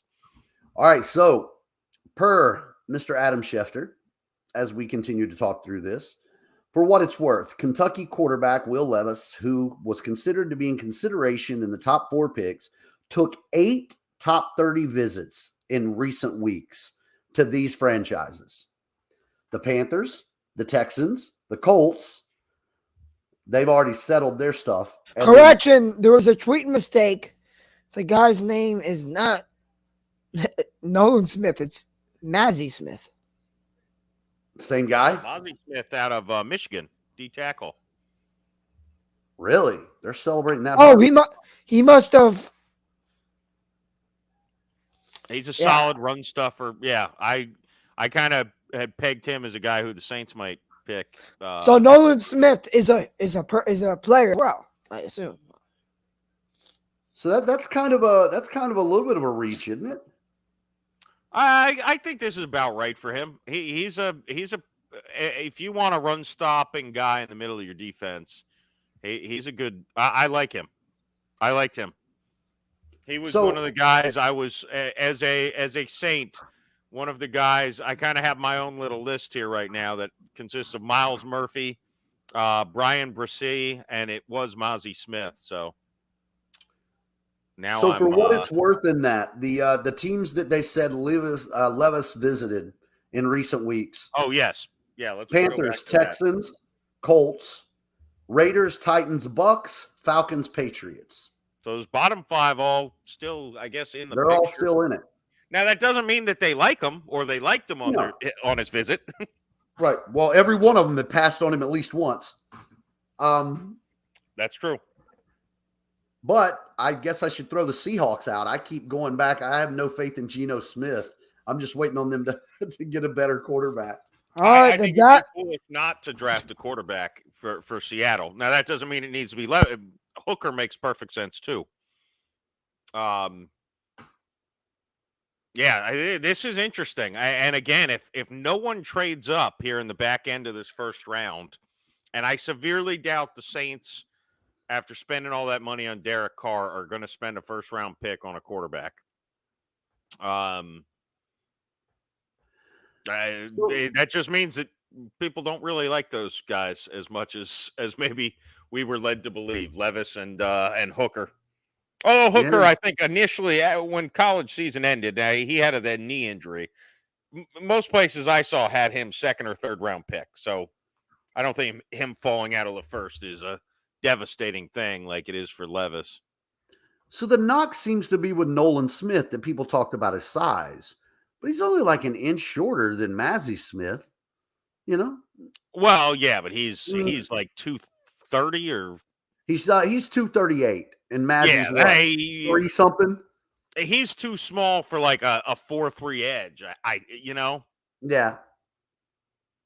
It's so almost you safety really, range. I mean, you really need a 3-4 because I think he's more of an edge rusher than a stand-up linebacker. So you really need a 3-4 team to pick him.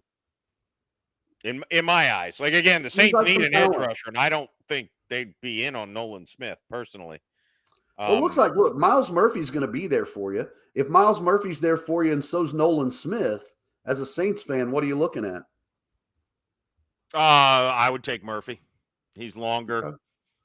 Okay. That's what the Saints like. 6'5", 268. They like that long body, big end. Cam Jordan's like, he's almost 280, 290 pounds, I think. He's a big dude. They like the big ends. Don't And we honestly, all? I thought going into this, Brian Brissy with Clemson was a guy who I kind of had eyeballed. Isaac, I think the Jags pick is in. Wonder if we get down to the Eagles or the Chiefs if they go running back. There's still some talent all the way Eagles through have this. never thing. drafted a first-round running back That's crazy, man. under Roseman. So So probably not on that, huh? no, and I don't know that the value's great, honestly. No, there's a lot of them. Yeah. Ooh, your boy Rosarina went 0 for 5. Wow. Yeah. Tampa put up 14 and he went 0 for 5. Yeah, didn't need him today. Jeez. Took a day off. All right, where's our pick sound? Where we at? Oh, I keep thinking it's going to be Porter. I saw one tweet that said it, but I don't know. Okay, offensive tackle, Anton Harrison, which makes sense because Cam Robertson is looming suspension, and Jawan Taylor is gone. Yeah, protect your quarterback. Anton Harrison. Oklahoma. Anton Erickson out of where? Oklahoma. Okay. Yeah, I feel like that's I didn't do a ton of research on offensive tackles because it's not a position I thought that my team had any interest in. I feel like that was a bit of a stretch to me, but yeah, I'm looking at it. Okay, Anton Harrison. Yeah, so yeah, 6'4", 315, pretty good speed. Yeah, they had a couple guys ahead of him a little bit there, but you know what? Big time college. Played at Oklahoma. Yeah, he's played against some speed, some edge. Look, Jack, you can't complain about Jacksonville. They're building a solid base of a franchise. Since last offseason, their goal was protect and get weapons for our quarterback. Yeah. And we mocked them for kind of spending crazy amounts of money on the Christian Kirk and Zay Flowers and Evan Ingram, and none of those moves looked bad. So, right, and it also is and they added Dearness Johnson, of course. Travis Etienne proved at least me wrong. I loved him when he was at Clemson, but I didn't think he could run as strong between the tackles as he did last year. Etienne showed a whole different level of what he was doing. And I think that you'll see Dearness Johnson get some of those in between tackle runs this season. Save Etienne's legs a little bit, and our guy Dearness Johnson. Maybe we can get him back on for a podcast, part 2. I mean, he coming plays down for a team in Jacksonville now. This time, not in a locker room with Deshaun Watson. No, he's with a quarterback who doesn't sexually abuse people.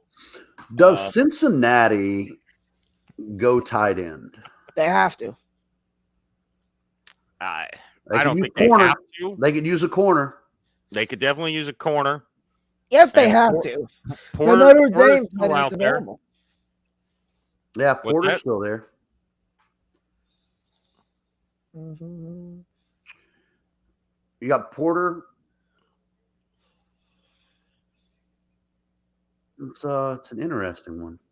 I mean, they could. I wonder if they would be interested at all in Nolan Smith. I just think they run a 4-3, so I just think he's too much of a tweener for their defense. Yeah. They're not really strong at linebacker to my memory. And I need to pull up their. Give me a second here. Yeah, right now their projected starters at corner are Awuzie and Cam Taylor-Britt. I think it's Mike time for a Hilton in the corner. nickel. I think it's time for a corner. Yeah. I mean, if they like Porter, that would seem to fill a need, and I think he's I liked his size. He's 6'3". Yeah, I'm a fan. I really like corners being 6'1" and taller. I was a big fan of Joey Porter. I appreciated Joey Porter before he was with the Dolphins, and I appreciated what he did when he got to the Dolphins. Just an intense guy that played with a big motor. Not always like father, like son, but in the NFL, lineage kind of passes by most of the time, So Nolan Smith, who we thought got drafted, but he didn't.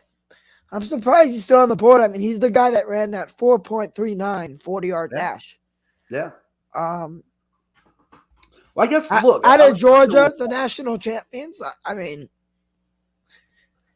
Let's see. Hang on. Jeff, where did you have Nolan Smith going? I don't know at this point. I think I started bringing him up around the 8th pick in the draft. So I've obviously missed on my my thought on him.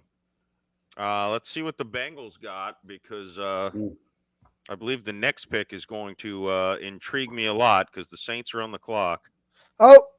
Oh, edge Miles Murphy. Oh, they snaked you on Murphy. Well, we'll see now. Brissy is probably got to be the guy. Who's the Saints tight end? They got Juwan Johnson, Adam Troutman. Oh, they should draft him. Michael Mayer's a consideration. Taysom Hill. Taysom Hill's not really a tight end. He's a quarterback. He's just a Taysom Hill. I mean, you got to maybe consider trading back on this too, right?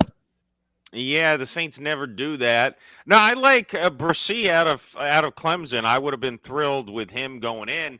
Now I'm just trying to. I mean, Nolan Smith.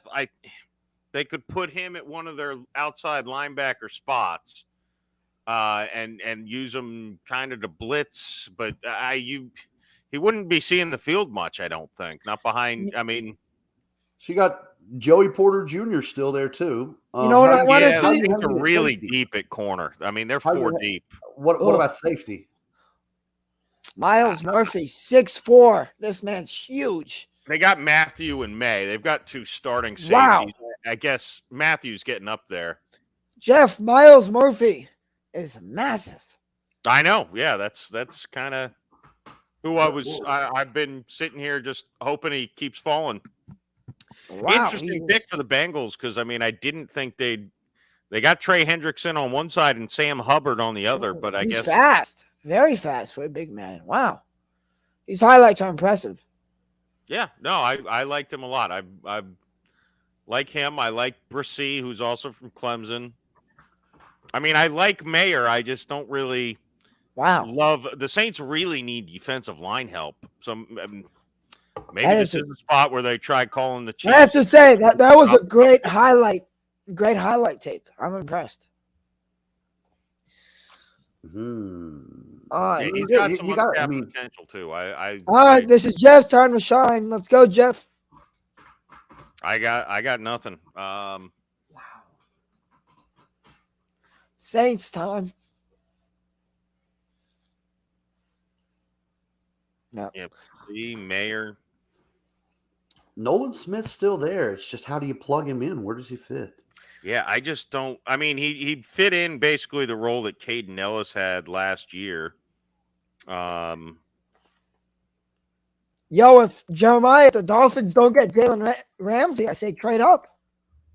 Hey, I'm loving that. Look, I do like this again is, it's a lot of picks between now and 51, but the fact that Mayer hasn't gone and Musgrave means there's going to be some tight end talent. I mean, I can't imagine 4 or 5 tight ends getting drafted before the Dolphins come up for that 51st pick. Darnell Washington, I would be perfectly fine with. He's just a monster. Wow, Jeff, this is a crusher to you. Miles Murphy is the first defensive lineman the Bengals have drafted in the first round since 2001. I don't know why that's a crusher for me, particular. But, I wanted him, but the tradition continues. By the way, the Saints, when they get on the clock in the first round, no matter where they're picking, the networks go to commercial break. It's a tradition as old as anything. Yo, look. how's this the is- O-line, Jeff? What's that? How's the O-line? I mean, the 2 guards are going to be free agents after this season. It's not a sexy pick because again, they've got like 3 defensive tackles on their roster. Ooh. Hello. Utah. No, that the one next to him is his mom. Take a closer look. Yeah, she's definitely the mom. That's One's a sister. girlfriend and one's a sister. Yeah. The sister's the one over beside the mom because she's got that look like, you're such an asshole to her brother. And the girlfriend's the one waving at the camera like a ditzy dummy. Yeah. She just won clout. She's like, "Oh my God, I'm on TV!" Yeah. No, And the we sister's promise- like, "What the fuck, man? You're supposed to look sad." Yeah. No, we promise, honey, you'll still be here after he gets drafted. I'm Best sure. Best comment of the day. Yep. He's not wrong. So I wonder if the Saints are making calls about trading down here, which is completely uncharacteristic for them. Because, again, they typically are very aggressive going for their guy. Well, Jeremiah, if the Dolphins aren't stacked on defense, I say trade up for Nolan Smith, but they are. It's going to be Brian Brissy Yeah, I think out of Clemson. Oh, Jeff beat me. Yep. All right. you were happy with that. Yeah. That's going into the day. If you told me that was the guy, I'd say good. I'm good. So yeah, What? he's had a lot of shit in his career. He's had kind of an interesting story. He missed a lot of time. He had a knee injury a few years ago. Then his sister died right before the season 1 year. He also had some sort of something that led to a kidney infection. So he's just had some weird, it's not like he's injury prone. He's just had really unfortunate things happen to him. But 6'6", 298, that's a big guy. The Saints are severely lacking in the middle of their defense. I mean, that's the bottom line. 4.86 for a guy his size. Again, in the interior line, pretty quick. I will argue that the glue of Miami's defense is a defensive tackle from Clemson. Brian Brees. Christian Wilkinson, literally Wilkinson. is the glue that holds it together. Yeah. Yeah, Wilkinson. Christian- Yeah. I don't know. I don't think he's quite as athletic as Wilkins, but no. Who's up now? Did the Eagles go with Smith? Maybe, but dude, didn't they just? I mean, they just drafted. I mean, they're going to get another Georgia. That would literally put like 4 of like Georgia's defensive players in the past 2 years on this. I don't know if he necessarily fits. I mean, think they're loaded on the edge. They got Sweat, Graham, Barnett, Reddick. you lost CJ, so why not Joey Porter Jr.?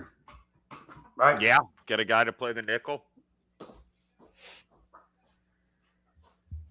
Or they could go. Who's that? God, why am I blanking here? There's who's that safety? There's only one that could be in the first round. What's his name? I'm distracted by the Saints picking. Who are we talking about? The safety for the Eagles. Couldn't they use a safety? Yeah, they could, and that's the guy from Bama. For Bama, yeah, Branch, right? Yeah. Brian Branch, yes. Same initials as Brian Brissy. Yep. Brian Branch. They could use a safety. They can use secondary. I think their D line at this point is pretty stacked. Their offensive line's one of the best in the league. They could use a running back, but there's no running back worth drafting here, and we've already discussed. No, the Eagles aren't going to reach either. Right, they're not going to reach. Tight end, they're kind of set. So Mayer doesn't make a lot of sense. So I think you are looking at corner here. Unless at corner or safety, I think Porter or Branch. Porter or Branch makes the most sense. I've got an interesting one for Mayer. What about going to the Chiefs? Oh, wow. I know they've got a tight end, but he's getting up there. Yeah. Jeff, good news. Brian Brees is a big fan. People are a big fan of him. Tore his ACL, had shoulder surgery. Kidney infection, overweight, brain cancer for his sister. She died because of that. Holy crap. Yeah. Yeah. Wow. Yeah, he's gone through a lot. And again, the injury is not really, you're not concerned about a guy's injuries when they're that random.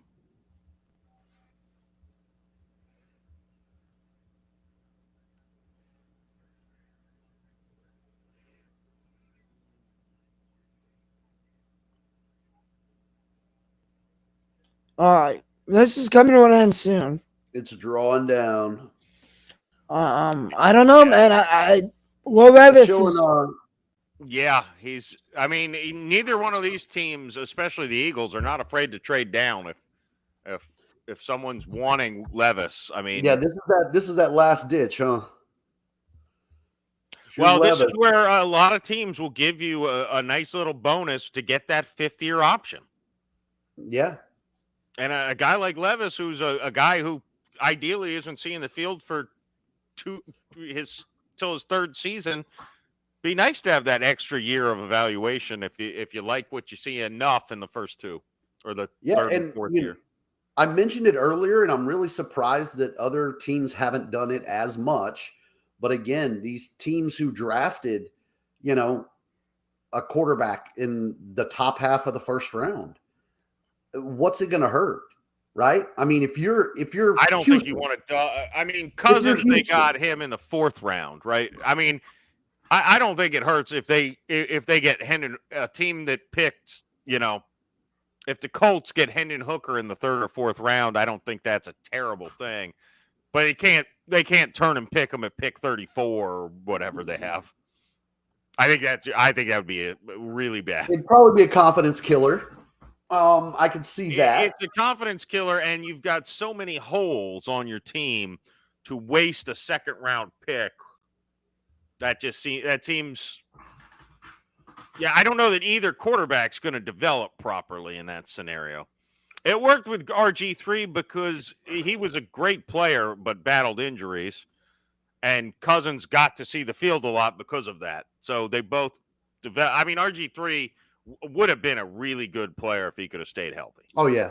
Yeah. No, he was really, really good. And Cousins got that development time because he couldn't stay healthy. So I think it worked for them, sure. But I don't know. I just feel like too often, as we talked about, quarterback is a boom or bust.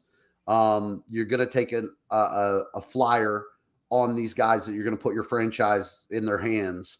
But I guess at this point, if he's fallen that far, then there was obviously a big enough gap between. There's no team. The Dolphins have the ammo to go up and get him right now if they want him. Yeah, anybody. There's could. no team that doesn't have the ammo, and it looks like the Eagles made their pick. Yep, Nolan Smith. There we go. Dude, they literally have. Because didn't they draft Nakobe Dean too? Yeah, but you want the best available. He's by far the best available. No, I get it, but that's literally like 4 Georgia defensive players. They're just running it back in Philly.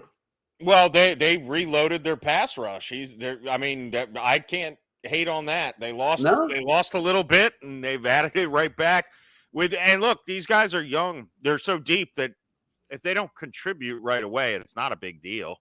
Jordan Davis didn't do that much last year before he got hurt. They're looking forward to him stepping up this year. And if presumably, I think Carter's going to get a good amount of snaps, but Smith might need to spend a lot of time in the weight room before he actually sees the field a lot. Nakobe Dean, Nakobe Dean, Jordan Davis, Carter, and now Smith. Georgia Bulldogs. Hey, you know what? Hey. There are people that'll tell you that Georgia defense was one of the best in college football. Is Stetson Bennett next up? If the Eagles draft him, I'm quitting. Do they have a backup to Jalen Hurts? Because Minshew's gone. If they draft Stetson Bennett, I am. Well, he's got. A lot of his quarter. That's the other thing where Jeremiah. I think this is more to your point is you got a guy like Max Duggan or Bennett. Later in the draft, double up for sure on that scenario. I just wouldn't go 1 and 2 at quarterback. You go 1 and 4, 1 and 5, 1 and 7. I think that's a very smart move. Mariota. The thing with the Dolphins, Mariota is their backup. Oh, so they're probably the thing with the Dolphins, and I know we have Mike White, but we have only 4 picks that we're not going to waste it on a quarterback. Well, you also have Thompson, which again, here's kind of the problem with. That's kind of what we talked about. I think, Isaac, we talked about having Baker Mayfield, Will Levis, and Kyle Trask in the same quarterback room. Yeah, we talked about that. I think you said it's a definition of mid. Like, that's what it is. So, like, just adding another body that you're not really sure if they're going to be any good. But that's kind of what the Dolphins have, isn't it? Yeah. I mean, Tua, we don't know if he can stay on the field. Mike White, I don't know that he has much more than what we've seen with the Jets. And Bryce Thompson, the best thing you could say about him is he was a rookie, right? I don't think he played horrible considering. Considering he's a rookie, I would say. Well, and that far down the line of where it was and the short notice of the time that he got in there. I would feel confident with him as the backup moving forward. But yeah, it's the reason you have Mike White. So it does look like I wouldn't behind Tua. Right, not behind Tua, right. So it looks like, again, barring anything crazy here, who will be the pick for the Kansas City Chiefs? Is this the last pick? Levis is Levis isn't this draft's Aaron Rodgers. No. He's this draft's maybe Malik Willis. We'll see. That is just crazy. That's embedded. Yeah, now look, that being said, I think he ends up in a great situation if the Raiders end up drafting him tomorrow. Oh, goodness, Jeremiah. You think Stetson's the next Brock Purdy, but for the Eagles? Hurts goes down. Bennett. Could be the case. I don't know. I'm looking at Kansas City here. Again, I guess the name that's just going to keep banging back on for now is Joey Porter Jr. I mean, you've got corner or safety. You've got I think Mayer or a tight end here is a genius pick because Mayer's a good. It's a really good pick. Kelsey, I don't know how much time he has left. Let's be real. He was a couple steps slower last year. He's still a good player. He will be for another couple years, but he's getting long in the tooth. And you don't get faster at his age. And adding Mayer takes any blocking responsibility away from Kelsey, too. Like, if anything, it's going to make Kelsey better and last longer because you don't need to go and block anymore. You just run routes. So, no, I like that pick. I don't know if they need secondary help, but, yeah, you got Porter and Branch still there. No safeties in the first round, most likely. Doesn't look like it. And there's going to be a lot of damn good tight ends tomorrow on the board. And still some really good running backs. Oh, yeah. There will be good running backs into the 4th round of this draft. See, that's where I think Miami always ends up pissing me off is like we'll draft a running back, but they'll wait until like the 7th round. So you're getting the Myles Gaskins or like they don't draft in that middle round of getting a Chuba Hubbard, the Pacheco. Those guys go to somebody else while we wait around and grab your, Myles Gaskin in the 7th. Let's see if the Chiefs. Yeah, I mean, the Chiefs probably spend all their time here just waiting to see what somebody might throw at them. I have to imagine their phone's ringing with somebody who would love the 5th-year option on a developmental guy.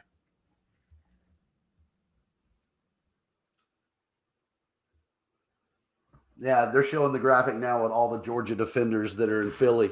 Yep. But again, I mean, there's worse defenses you could pick from. 4 in 2 years. Yeah. Yeah, I mean, it's not a dumb move. It doesn't seem. Yeah.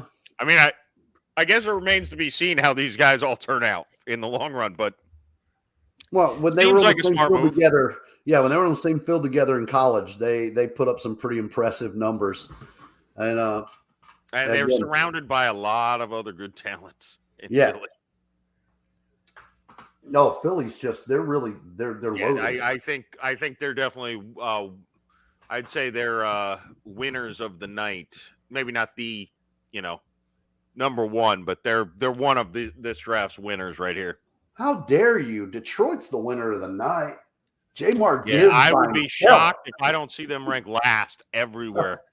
Miami didn't draft anyone, and they did better than the Lions. All right, so here's the Chiefs. They're technically saving the best for last because this is their home fan base. Technically, the Chiefs don't even have to worry about the clock, right? Because they're not going to let the 2nd round pick jump them. Yeah, right? Would they have to get it in before? They literally hold this pick for the next 2 hours and just be like, what are you going to do? Right? Because that's the incentive of the clock is that the next team will jump you, but they're not going to let the Steelers go put their pick in because the Chiefs haven't, will they? Oh, man, I bet Steeler Nation would be really happy, and I'd kind of be happy for him if Joey Porter Jr. was there at the start of the 2nd round. Oh, boy, yeah. That would be kind of fitting, wouldn't it? Yeah, that would be nice. I don't know why I hadn't even thought about that possibility until literally it's hard because I forgot I had the first pick. Yeah. So you're going, I mean, it's all kind of over the board. You got Pittsburgh, Arizona, Detroit, Indy, and then the Rams. Look out for the Rams or the Raiders or the Titans. Just looking at those next team. And then I suppose the Falcons still could. I feel like anybody who gets Levis tomorrow be fielding calls, man. Casey has got to be fielding calls. Oh, yeah. There's no doubt. There's no doubt. Anyone who gets Levis tomorrow is going to be considered like getting a great bargain. Yeah. Now that doesn't mean that it's true. No, but I think even when Malik Willis fell back. Oh yeah, they said consider it like a great value pick. A steal. Did Keene ever get taken? Who? The Notre Dame tight end. Oh no, Mayer. He's still there. Mayer. Yeah, Mayer's still there. So that's who I'd like if they make this pick is Mayer. I mean, I wouldn't necessarily like it because I feel like that just makes their damn offense that much better. Scary.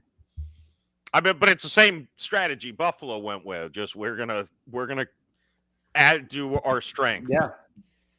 Well, again, Not that Buffalo has bad you're, defense. by you're the way. defending Super Bowl champion. You didn't really lose much. You know, you got, I mean, it's a luxury, right? Yeah, and actually, their receiving core, arguably their weakest part of their team. And they I mean, lost some MVS, pieces of that. Juju. I don't even know. Did Juju re-sign there? No. Pick is in. Chiefs are I- making the pick. I want to say Juju ended up in New England. You're right. he did. Juju's on the Patriots, Yeah. Yeah. which so is why we MVS is totally their top receiver. So Jeff, even which the is why we receiver totally Jeff, we totally messed up when talking about the Patriots earlier.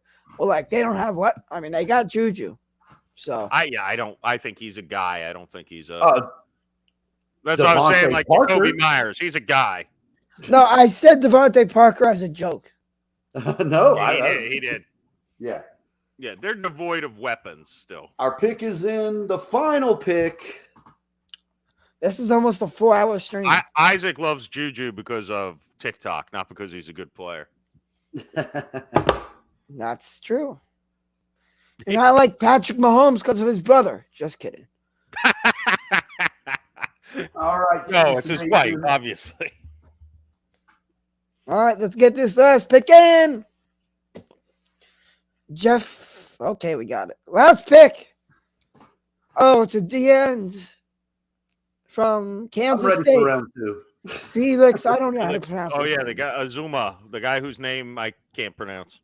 Yeah, Ozuma. And That's it for the first round. Uzuma. Defensive end. All right, so that's going to do it. Before midnight. Yep.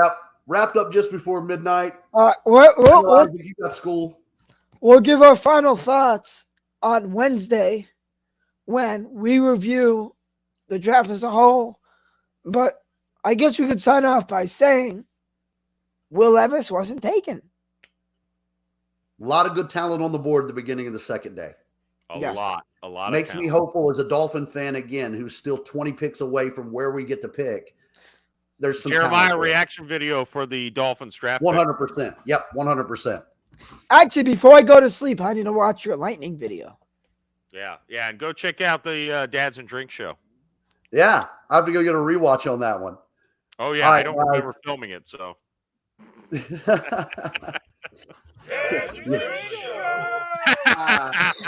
Thank you, Isaac. Thank you. All right, see you, gents. All right, All right. man. Thanks, everyone, for watching.